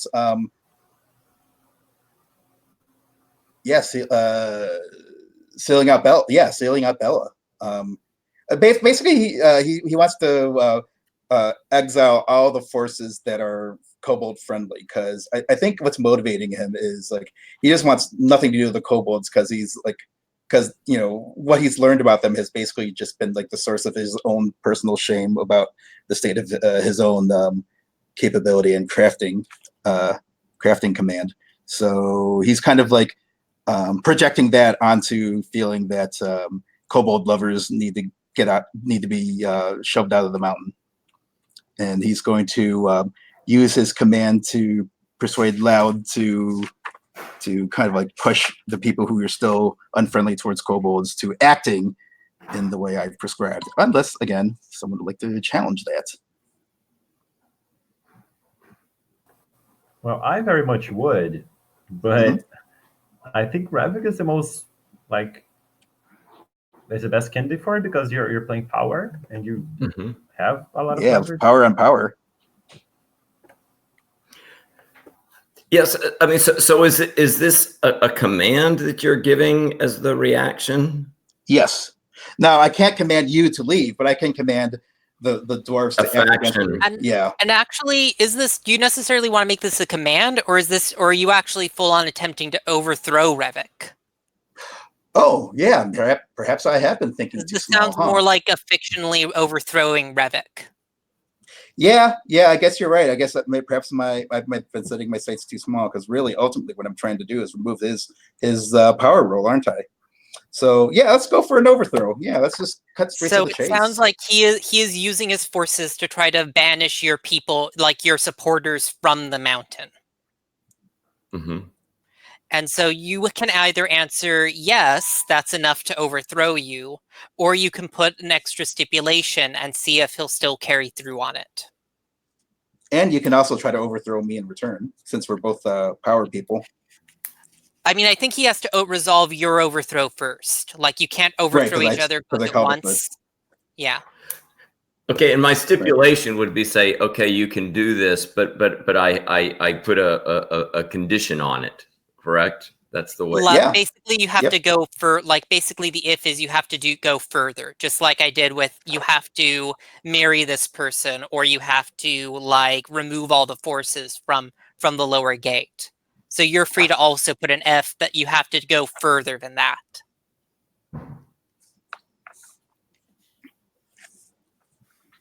Does he need to make compromising promises to the whatchamacallit clan? The Wormblood King? No, I was going to say to the Hammerdigger clan. The Hammerdigger. Oh, is it Loud Hammerdigger? Yeah. That's really fun to say. So anyway, sorry. But yes, the Hammerdigger clan. Yeah. Yeah. Does he promise, I'll just replace all the counselors with Hammerdiggers if you go through on this? Ooh, I shudder to think about that. Oh yeah, there it is. Well, yeah, Robbie. What's so that's an example if. Sure. But you could also do other things as well. Yeah, maybe think about what you know of Fermuli and what would hurt the most for him to have to do. I think that was the reason why I know, the original rules had things like stating people characters' wishes and fears, so that other players would know how to. You have to hand over control of the smithies to the Hammerdigger clan. To buy their support. Mm-hmm. I was thinking of something like the stipulation would be that you would actually, in order to in order for this to go through, that you would kind of realize that the you would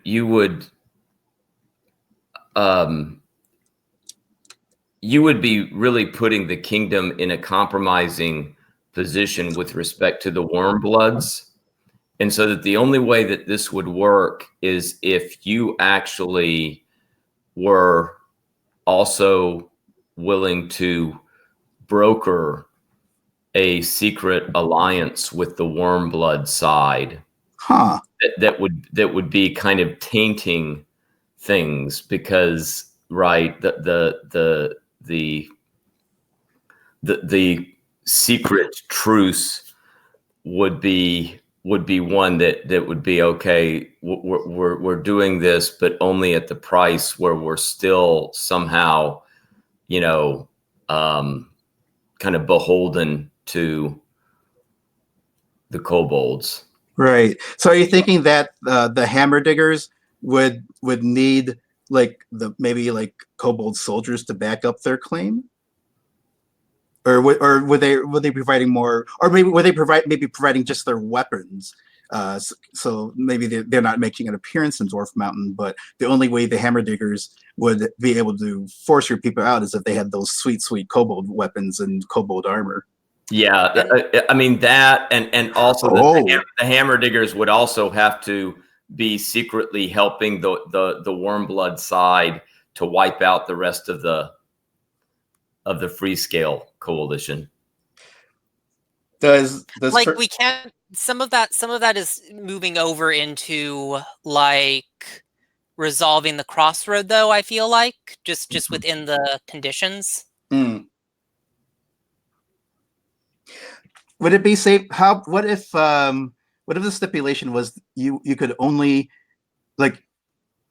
Vermouly can only pull this off if he can somehow smuggle kobold weapons into the mountain, stolen from the kobolds. And is that enough, or does it feel like? And actually, mechanically, I just was looking through the book, and it is actually possible to dual overthrows. Oh, okay. So the case is, you could actually, if the other person qualifies, oh no, they can't. Oh, okay. So we have to resolve this, and then he can overthrow me in return. Yeah, a defender can choose to duel if they only got their roll during this player's turn. So no. Okay. So is there a way you want to kind of reword the stipulation you want to add, Robbie? Yeah. No. I think, I think something about, that this can happen, but only if Vermouly knows that it can only happen through the use of stolen and smuggled kobold weapons. And I could see him. That would I could see him trying, if he could manage to get his hands on that equipment. Your power, so. Yeah, I could see him trying to pass that off as something he did himself. So would it make sense that the stipulation could be him completely burning any sense of honor and trying to pull off a complete scam and taking credit for the work of not just other dwarves, but other people and entire different people in order to enable his new jerk ally to enforce the edict. Yeah, he might have to go all in and actually just pull off. I mean, why commit one fraud when you can commit all of them, right? He is willing to do that. I think in fact, he might actually be. That might be an attractive thing. Of course, the odds of him keeping that fraud secret, I wouldn't bet on it. But he'll definitely ride that wild bull till its gruesome conclusion. So he is willing to meet that stipulation. And certainly that leaves him vulnerable to all kinds of extra manipulation and attacks, but we'll deal with that, I guess, perhaps in the next turn.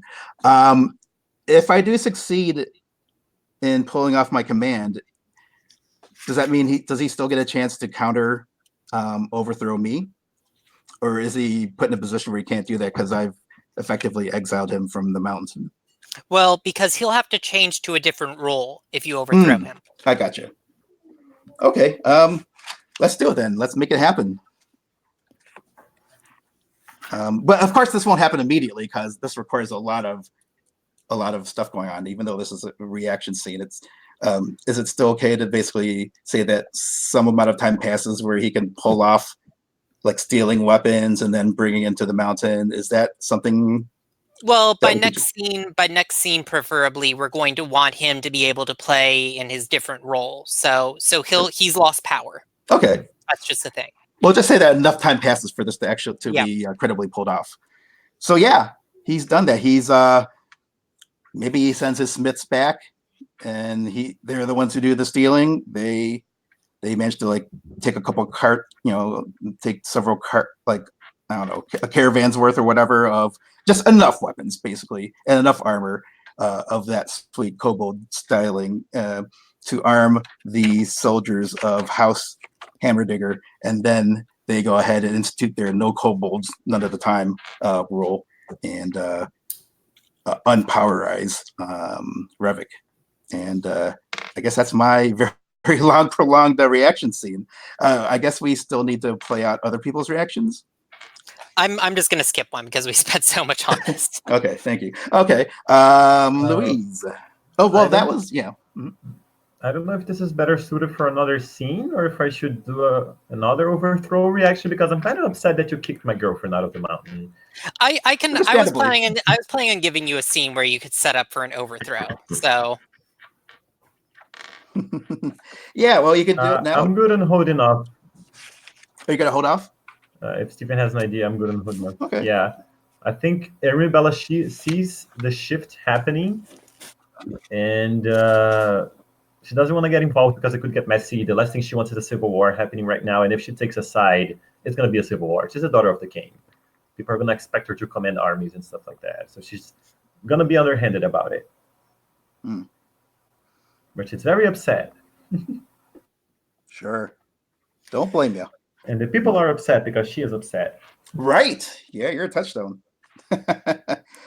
So maybe the rank and file they're not very happy with the new bosses. Sure. Yeah, House Hammerdiggers have the time of their lives, but the general population is just like, this is what nobody wants. Yeah. They're in the worst. Yeah, they're living in the worst timeline now. So I guess now, Stephen, is there? Oh, you said you're declining a reaction. Yeah. Then we. I get. And should I change my role at this point? Yeah. Okay. I think for me, it would for changing the role, it would probably make most sense for me to be perspective, since I have, been doing all this intelligence gathering and things like that it might be kind of giving me that kind of perspective insight. Yeah, you can't take away your spy network.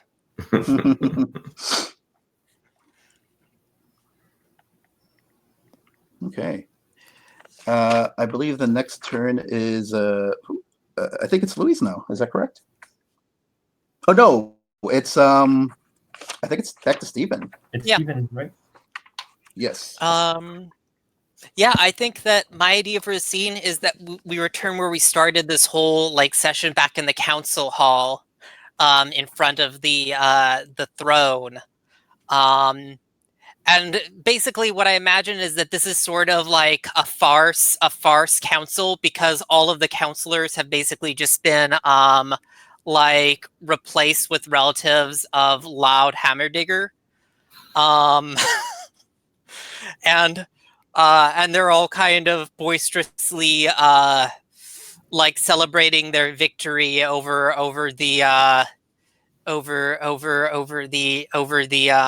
ousted faction, as the kind of audience is they're I imagine they're kind of mixed because there's some uneasiness about how all this has happened, but still they were the people but like the council seems to be in a good mood.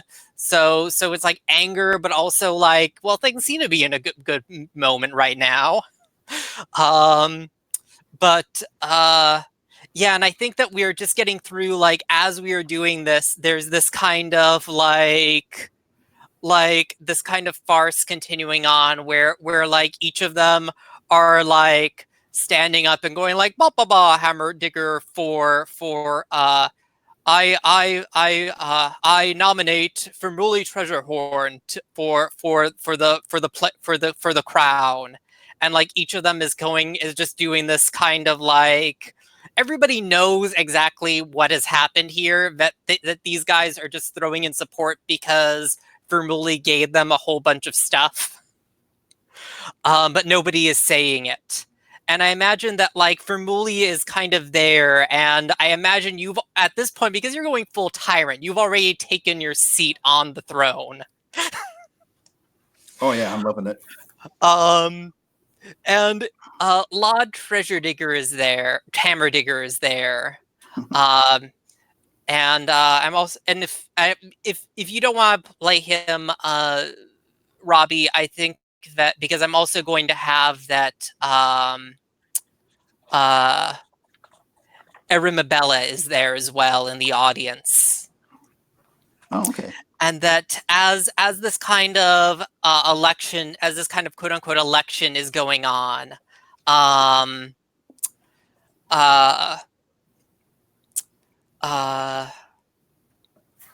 actually, to be out of no. Yeah, and actually, yeah, as this election is going on, like I am kind of ghostly sitting beside you in the audience, Erimabella, and I say to you, see what has happened due to your inaction.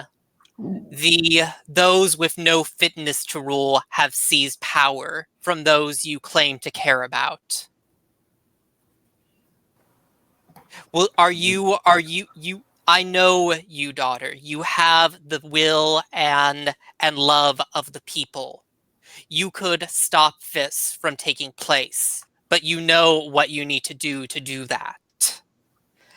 And out of curiosity at this point, what is like the acceptance speech that our new king decides to make to his assorted Hammerdigger supporters? It's a very dry, very academic, very boring attempt at analogy, comparing this new alliance to like the finest of like alloy creating. He's basically trying to apply like blacksmithing analogies and being very pedantic and very very dull about it. Yeah, he's basically just being a very inspiring leader. Yeah, and I can't make this a prediction because it's not related to either of the crossroads. But I am going to say that you see what is happening here. What little wealth that our hold still has will be parceled out among these hammer diggers, these diggers in muck. And I think Loud has, throughout the crowd, kind of planted some hammer diggers who have been instructed to hear and be appear very excited, despite the fact that this is a very kind of dry speech. And right, I think Erimabella would realize that these cheers are just staged, right? I mean, yeah. This is, just another sign of the fact that, he wasn't going to get perhaps cheers otherwise, but Loud has been at work to kind of make sure that these kind of artificial cheerings and toasts fill the hall. Yeah, and I say, what will happen to your kobold allies now that Firmuli and his muck shovelers have the run of things? May I just interject? I think Erimabella, yeah. Oh, sorry. I just want to interject and note that it's Eastern Standard Time, 10:05. We're scheduled to go another 25 minutes.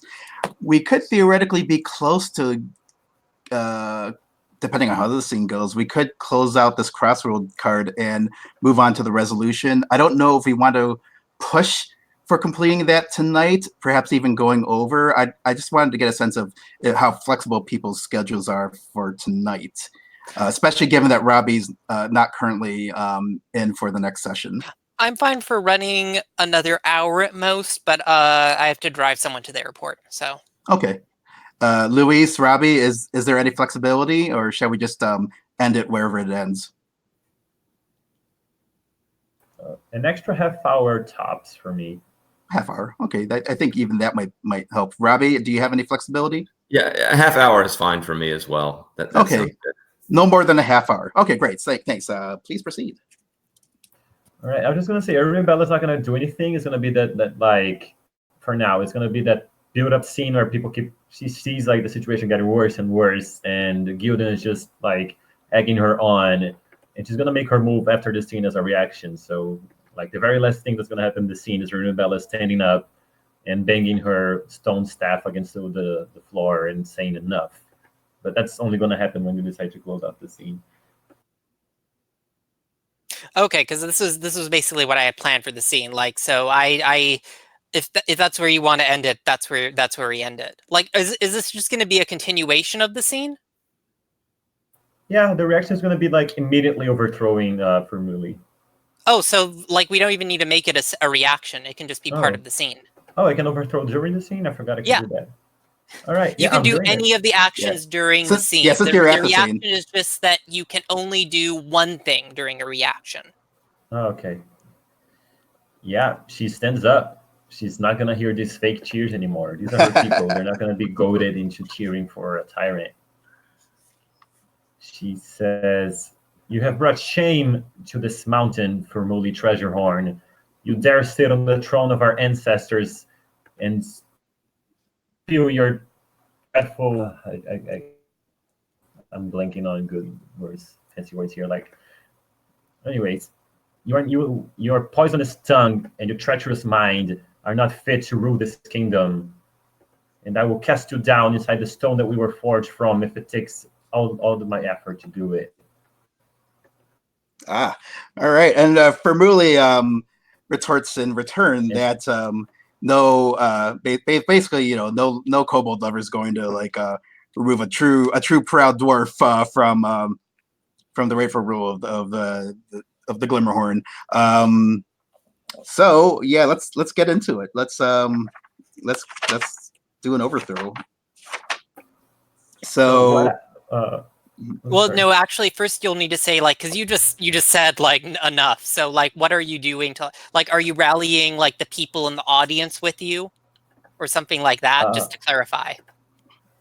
I was going the high fantasy route and like using stone magic to literally have the throne swallow him in stone, bury him under the hard floor of the council room. Straight up murder. Cool. And so as a reminder, for overthrowing, you're actually like shifting over to power now. Yeah. Okay. Yeah, so... Oh, but I realized I might be killing you, which is not exactly super cool. Well, Yeah, I mean, you could show him maybe like the throne lights ablaze and he survives, but he's like on fire and rolls himself out on the floor. Yeah, I don't know if this is like maybe an eternal banishment and internal burial sort of thing. So he may not be dead, but he may just be lost to the unknown shadowy caves below that have not been explored yet, unless I come up with a good stipulation. I will say that if you unleash those powers on this stone, since we've established that one of our threats for this game are going to be unseen perils lurking in the deep mines, if you unleash that power through the stone, it's going to resonate and wake up something terrible. Something that could like potentially bring the entire mountain down. So if you want to wake that up, go ahead. That's the stipulation. Cool. Oh, I actually do want to go there. All right. Don't give me an escalation, I'll take it. Yeah, don't threaten you with a good time. Yeah, I mean that's what's going to take. It's going to be basically. In fact, it might even. Yeah, it's. It might even. Does it actually like? What if I just said that it would trigger? What if I said it triggered an earthquake? That seems like something that would be really nasty, but also leaves things open enough so where I'm not automatically saying everyone dies. You know, I don't want to, and I don't think I have the purview to make the consequences that I drastic. mean, It waking can't be- something up also seems fine. Like it Okay. doesn't necessarily like we can just add it as a note for like future things to reincorporate. Well, let's say this: you know that there's something deep buried in there, and if you try to use your power in this way, you know you're going to wake it up. So you have to make that conscious. You can't say, "Oh, I had no idea." It's basically something you have to make a conscious decision to take your chances and trust that you'll be able to stop this Leviathan type. We're talking like Tarrasque level creature, like Kraken level monster. So if you're willing to take responsibility for that, you can have your way with Vermuli. Oh boy, I'm thinking that I can do some. I want to banish Vermuli and the entirety of House Hammerdigger in a way that doesn't kill them, but it awakes the thingy anyway. Oh, maybe do you somehow like mark them with your magic as like no dwarf shall like give you aid or home? Well, like a mark of banishment thing? Yeah. Like they can still be around, but they're now all just like these people that like no dwarf can like What if you turn our beards into stone so that we have to literally carry our guilt and we'll never be able to hide our shame? Could it be something like that? Oh, yeah, I like that a lot. I was hoping of something that would like be stone related. Sure. Got to be stone related, right? So, yeah, but is that something that could still be credibly waken up a terrible thing from below, or are you trying to back down, or is this are you trying to like switch tactics? Is this something where you're switching tactics because you didn't want to meet the first stipulation, or is this like going to be the thing that wakes up the creature below? No, I'm fine with waking up the creature below. Okay. I was just thinking of a way that wouldn't like kill characters. Oh, I gotcha. Yeah. So maybe unleashing that kind of But basically, well, this is like a really powerful curse. So even that sort of thing, it could be enough to waken terrible things from below. So I'm gonna put down like, Stone Beard of Shame in my notes. Yeah, I'm revealing the reason why dwarves don't use magic.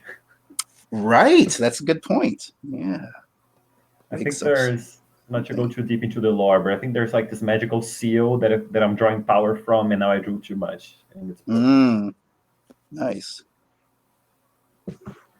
So that's happened. I'm no longer in command. I guess I'll go back to perspective. Oh, and for the record, I do censor that. Yeah. Okay, so Vermuli is now perspective again. Okay. Okay, so I'll unstrike through your perspective ones. Yeah.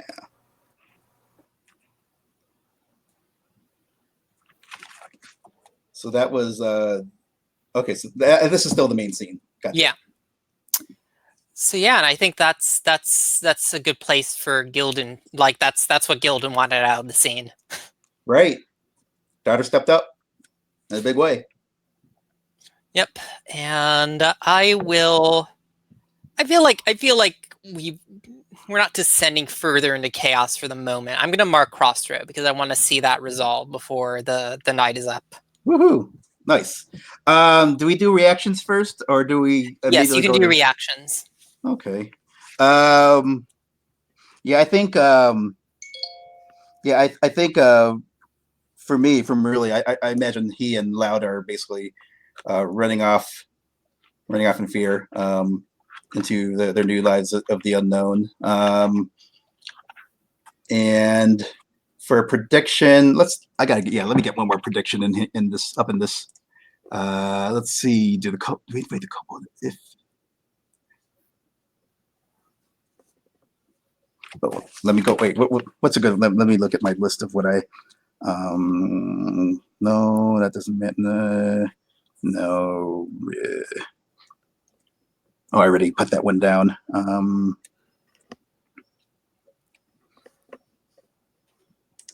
Oh, okay. I'm gonna say if yes. This is mean. I apologize. If King, the Wormblood King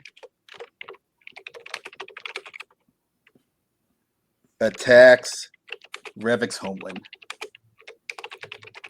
If the free scales are offered refuge in the Dwarf Mountain.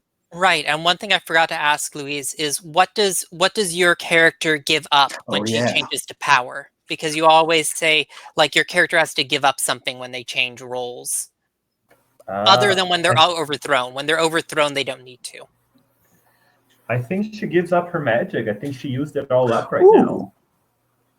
Interesting. Nice. She needs to be in touch with the people to be able to access it. Okay, exciting. Now we've got Robbie. Do you have a reaction you'd like to play out? Yeah, and I imagine in the reaction that Revik has been going back down to the deep pools, contemplating, so that when this power is awakened, he definitely kind of is feeling it down there in the deep pools. And as the perspective, I was thinking of something like with a no,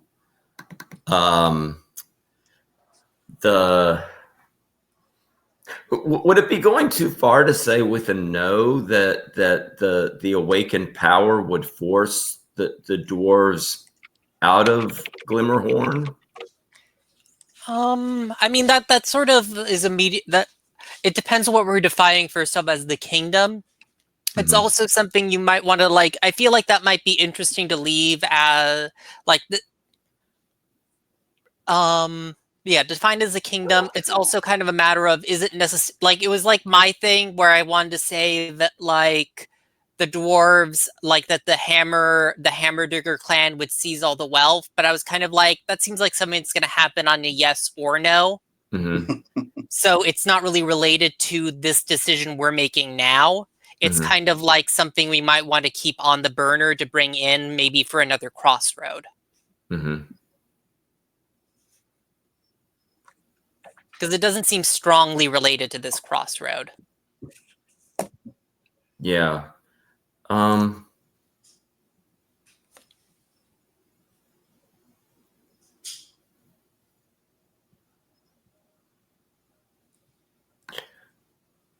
Well, maybe something like, okay, if yes, maybe we'll say if yes, the kobolds will provide some secret knowledge that could be used against the awakened power. Would that work? Yeah. And I think I'll do just a little reaction scene. I'll be Gilduna's back at the shrine at the peak of Glimmerhorn, and I think as he looks into the eye, there's a kind of tremor that we feel the tremor of the awakening, but it's not only the tremor that is shifting, and for a moment it seems like that the bones of the dragon tremor in response to whatever there is beneath the earth. And it's just, I'm not making any predictions or doing any actions here. I'm just foreshadowing stuff that might become a problem. Sure. Nice. So those are all the reactions. I think technically Luis could get another reaction or a reaction because what he did, his overthrow action was part of the main scene. Yeah, and I do want to get a reaction in Mhm. because I know I've just awakened this shit. I need to get people ready. I think Rivella sits on the throne and she takes a deep breath and she looks at all the expectant faces and she just says, "Ready the armies. We have a threat to face." Nice. All right. Cool. And there's the command. They ready their armies. I believe at this point we resolve the crossroad now. Is that correct? Yeah. So let's go to our crossroad. I'm going to go ahead and just for funsies, I'm going to turn on the share. I'm going to share the screen so that the video can capture the crossroad as well. So, all right. So here we go. Step 1, end game. I think we'll decide that no, we're not ending the game because we've got 2 more sessions to go. And so step 2, let's reread the crossroad. Do we invite our kobold allies to live in the mountain and give refuge from their kobold civil war? Step 3, decision. Each player with a power character declares whether they're making the kingdom decide yes or no. I believe, Luis, are you the only power player right now? Well, what do you know? Yes or no? You know what? Yes. All right. Arabella has had it with this goddamn dwarves in this goddamn mountain. Bring in the kobolds. Excellent. Well, that's the only vote that counts. So we move on to step 4, orders. Another power step. Orders no longer exist, so. Thank you. Step 5. Oh, now the perspective people. Who's perspectives? I believe I am. And is it me and Gildan? Or me and Steven? Yeah. It's everyone. Yeah, everybody else is. Actually, if anyone wants to step in and try to overthrow her, they can. Like, you can still try and overthrow at this last minute. I don't. Yeah, I will decline. I don't think. Okay. I don't feel like Firmuli is in a position to overthrow anyone. Mhm. Revik? No, I'm not gonna overthrow. Okay, so your perspective also, huh? All right. Oh, that's okay. Cool. So for each prediction on, first of all, so Gildan, Firmuli, Gildan, I see that you have well, I guess it doesn't matter because we're not dealing with the no. That one no longer is happening because of an action that a player took. Okay. So it looks like we've got Firmuli predictions. We've got some Gildan. We've got everyone's got at least one prediction here. So the prospective player who controls each prediction resolves it. You decide whether the prediction comes true. If the prediction happens, narrate your character seeing the prediction coming true right now. If it contradicts another prediction, one of them must be wrong. So I guess we'll deal with that if any of these contradicts. So starting with me, prediction 1, the Freescale Coalition will be effective fighting allies. I'm going to say yes, they will be. And this is me, the player, not for, even though it's labeled from Ruli, it's not from, of course, it's not from Ruli deciding. It's me, the player, deciding. So that, I would say that stands. Kobold metallurgy would revolutionize dwarf crafting. I'm going to say no, because we've discovered what the kobolds can do, dwarves can't do. Gildan, this is your prediction. We go to war with the Wormblood King. Yes or no? Yes, that will be happening. Oh yeah. All right. Oh, let me just do the strip. Let me just put I've got a no, and this is a yes. And I think we see through Gildoon looking into the orb of far seeing that we see the mixed dwarven and kobold soldiers stationed around the bridge beginning to come into conflict with some sorties by some kobolds in the colors of the Wormblood King. Right. Okay, here's another one for me. Dwarf artisans will be blamed for the dragon conqueror. I will say, I feel like it's gonna be a no on this one. I think I was thinking, yeah, I think it's a bit of a stretch to say that, just because the even if the dwarf crafters weren't up to snuff, maybe if they were not living up to their forebears. I mean, it's a dragon. What are you gonna do? Next, the Wormblood King attacks Revik's homeland. I think yeah. I think since they don't have the Freescale coalition to keep him contained, I think they would, rather than throw themselves against although I guess technically that doesn't contradict we go to war with the Wormblood King. So I think they both stand. So I'll say yes, they're going to go after Revik's homeland. And finally, this is one for Revik. The kobolds will provide some secret knowledge that can be used against the awakened power. Yes or no? I'm tempted to say yes. Do I need to specify what that would be? And it doesn't say whether it's going to be completely successful. It's just that it would have some usefulness against. Yeah, basically, you do have the narrated happening right now, so that the game ends with all the stuff, in continuity, as it were.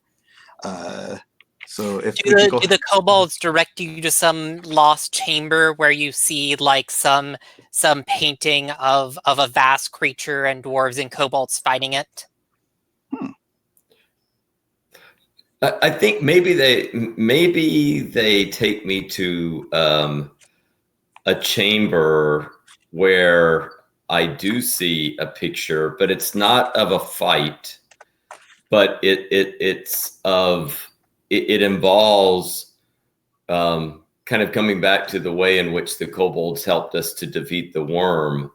Right. It involves some type of, poisoning, kind of on a large scale of some, kind of water source, like vats of poison being kind of poured into water, that would be useful in dealing with something from down below. Are you saying is this a vision or a mural? What exactly is being depicted? Well, I think it's just some insight that the kobolds have some kind of knowledge of poisoning that can be highly effective. I mean, it was effective against the dragon, and so this kind of knowledge that they have of poisons would be possibly useful against the whatever this entity is below as well. Would it be accurate to say that it seems that the kobolds have some kind of industrial scale? It sounds like what they were doing was pretty heavy duty, poisoning entire rivers, poison capabilities that could be used against the big bad. Yes, I got you. Biological warfare. Yeah, but I think I would it seems like the environmental impacts of this might be pretty dire if used. Well, perhaps we'll find out about that in the next two sessions. So those are all the predictions. I think for next is the we do not have a touchstone. Is that correct? Nope. So now we all just secretly decide one or two, I believe, and then if it's go ahead. Yeah. So basically, we at this point we have no idea how the people are going to react to all this. So the way we determine that is we basically secretly hold up either one or two fingers, and then we all reveal them at the same time. I'm gonna go. Let me just turn off the screen sharing thing. Okay, there we go. So if we just secretly decide. Oh, and here's how the results turn out. We count up the number of fingers, and if we all hold up the same number of fingers, that means the people are not troubled. If we don't all hold up the same number of fingers, then one of two things happens. If the total number of fingers is even, the people are mad, and we check off a crisis box. If the total is odd, the people are really mad, and we check 2 crisis boxes. So we could still trigger a crisis at this point if we don't play our fingers right. So everyone, if we can go ahead and let's see, let's put up a number. Okay, I got mine. Are we all set? On the count of 3. On 3. 1, 2, 3. We have all the same number. Wait, Yeah, we all chose 1. Okay. In all thinking that our kingdom was doomed. Right. I thought we were gonna kick it into a crisis, but no. The people are cool. They're all cool. So that is the popular reaction phase. Reflection. No, don't do reflection. And we check a box on the time passes card. And that remains for the remaining, for additional. That doesn't reset. Is that correct, or does it? I don't think it does. No, the crisis just stays there until we have a crisis, I believe. Yep. So let's see. Are we all happy with how that turned out? I'm happy. Yeah, I dig it.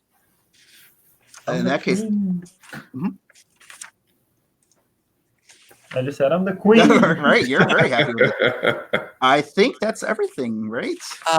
And then we check a box on the time passes. I did that. I got that. Okay. Yep. So we've got 2 out of 4 in time passes checked off. 3 out of 5 checked off for crisis. So, yeah. Now this ended on Steven's turn. I guess that means that I guess we pick up with me in next week, and I guess I get to pick a crossroad or make one of my own. I think that's how that works out. We will not have Robbie at least as the RCP stands right now. It's going to be me. It's going to be, I think it's Louise. Are you in next week? Yeah. Okay, and then it's a new player, I think. But we'll see how the RSVPs shake out between now and then. That's our first crossroad for Kingdom Dwarf Mountain. I had a great time. I thought everyone put out like really awesome ideas, and I really liked the way the game turned out. You also, I wasn't really sure what to do with my character. You guys made it clear what I should do. I enjoyed his comeuppance, and I also enjoyed the. I like the chat was pretty lively. There's some funny stuff going on in there, so I always appreciate that as well. It looks like we're gonna wrap up pretty much on time. Does anyone else have anything they'd like to say about how this has turned out so far? I'm loving it. I'm really digging the whole lore we're building, and it's really nuanced. It's like there's this whole struggle for power that reflects a lot of what happens in real life. Yeah, it's kind of interesting how much ended up not involving the kobolds. It kind of like we use them as excuse to work out our own drama. Yeah.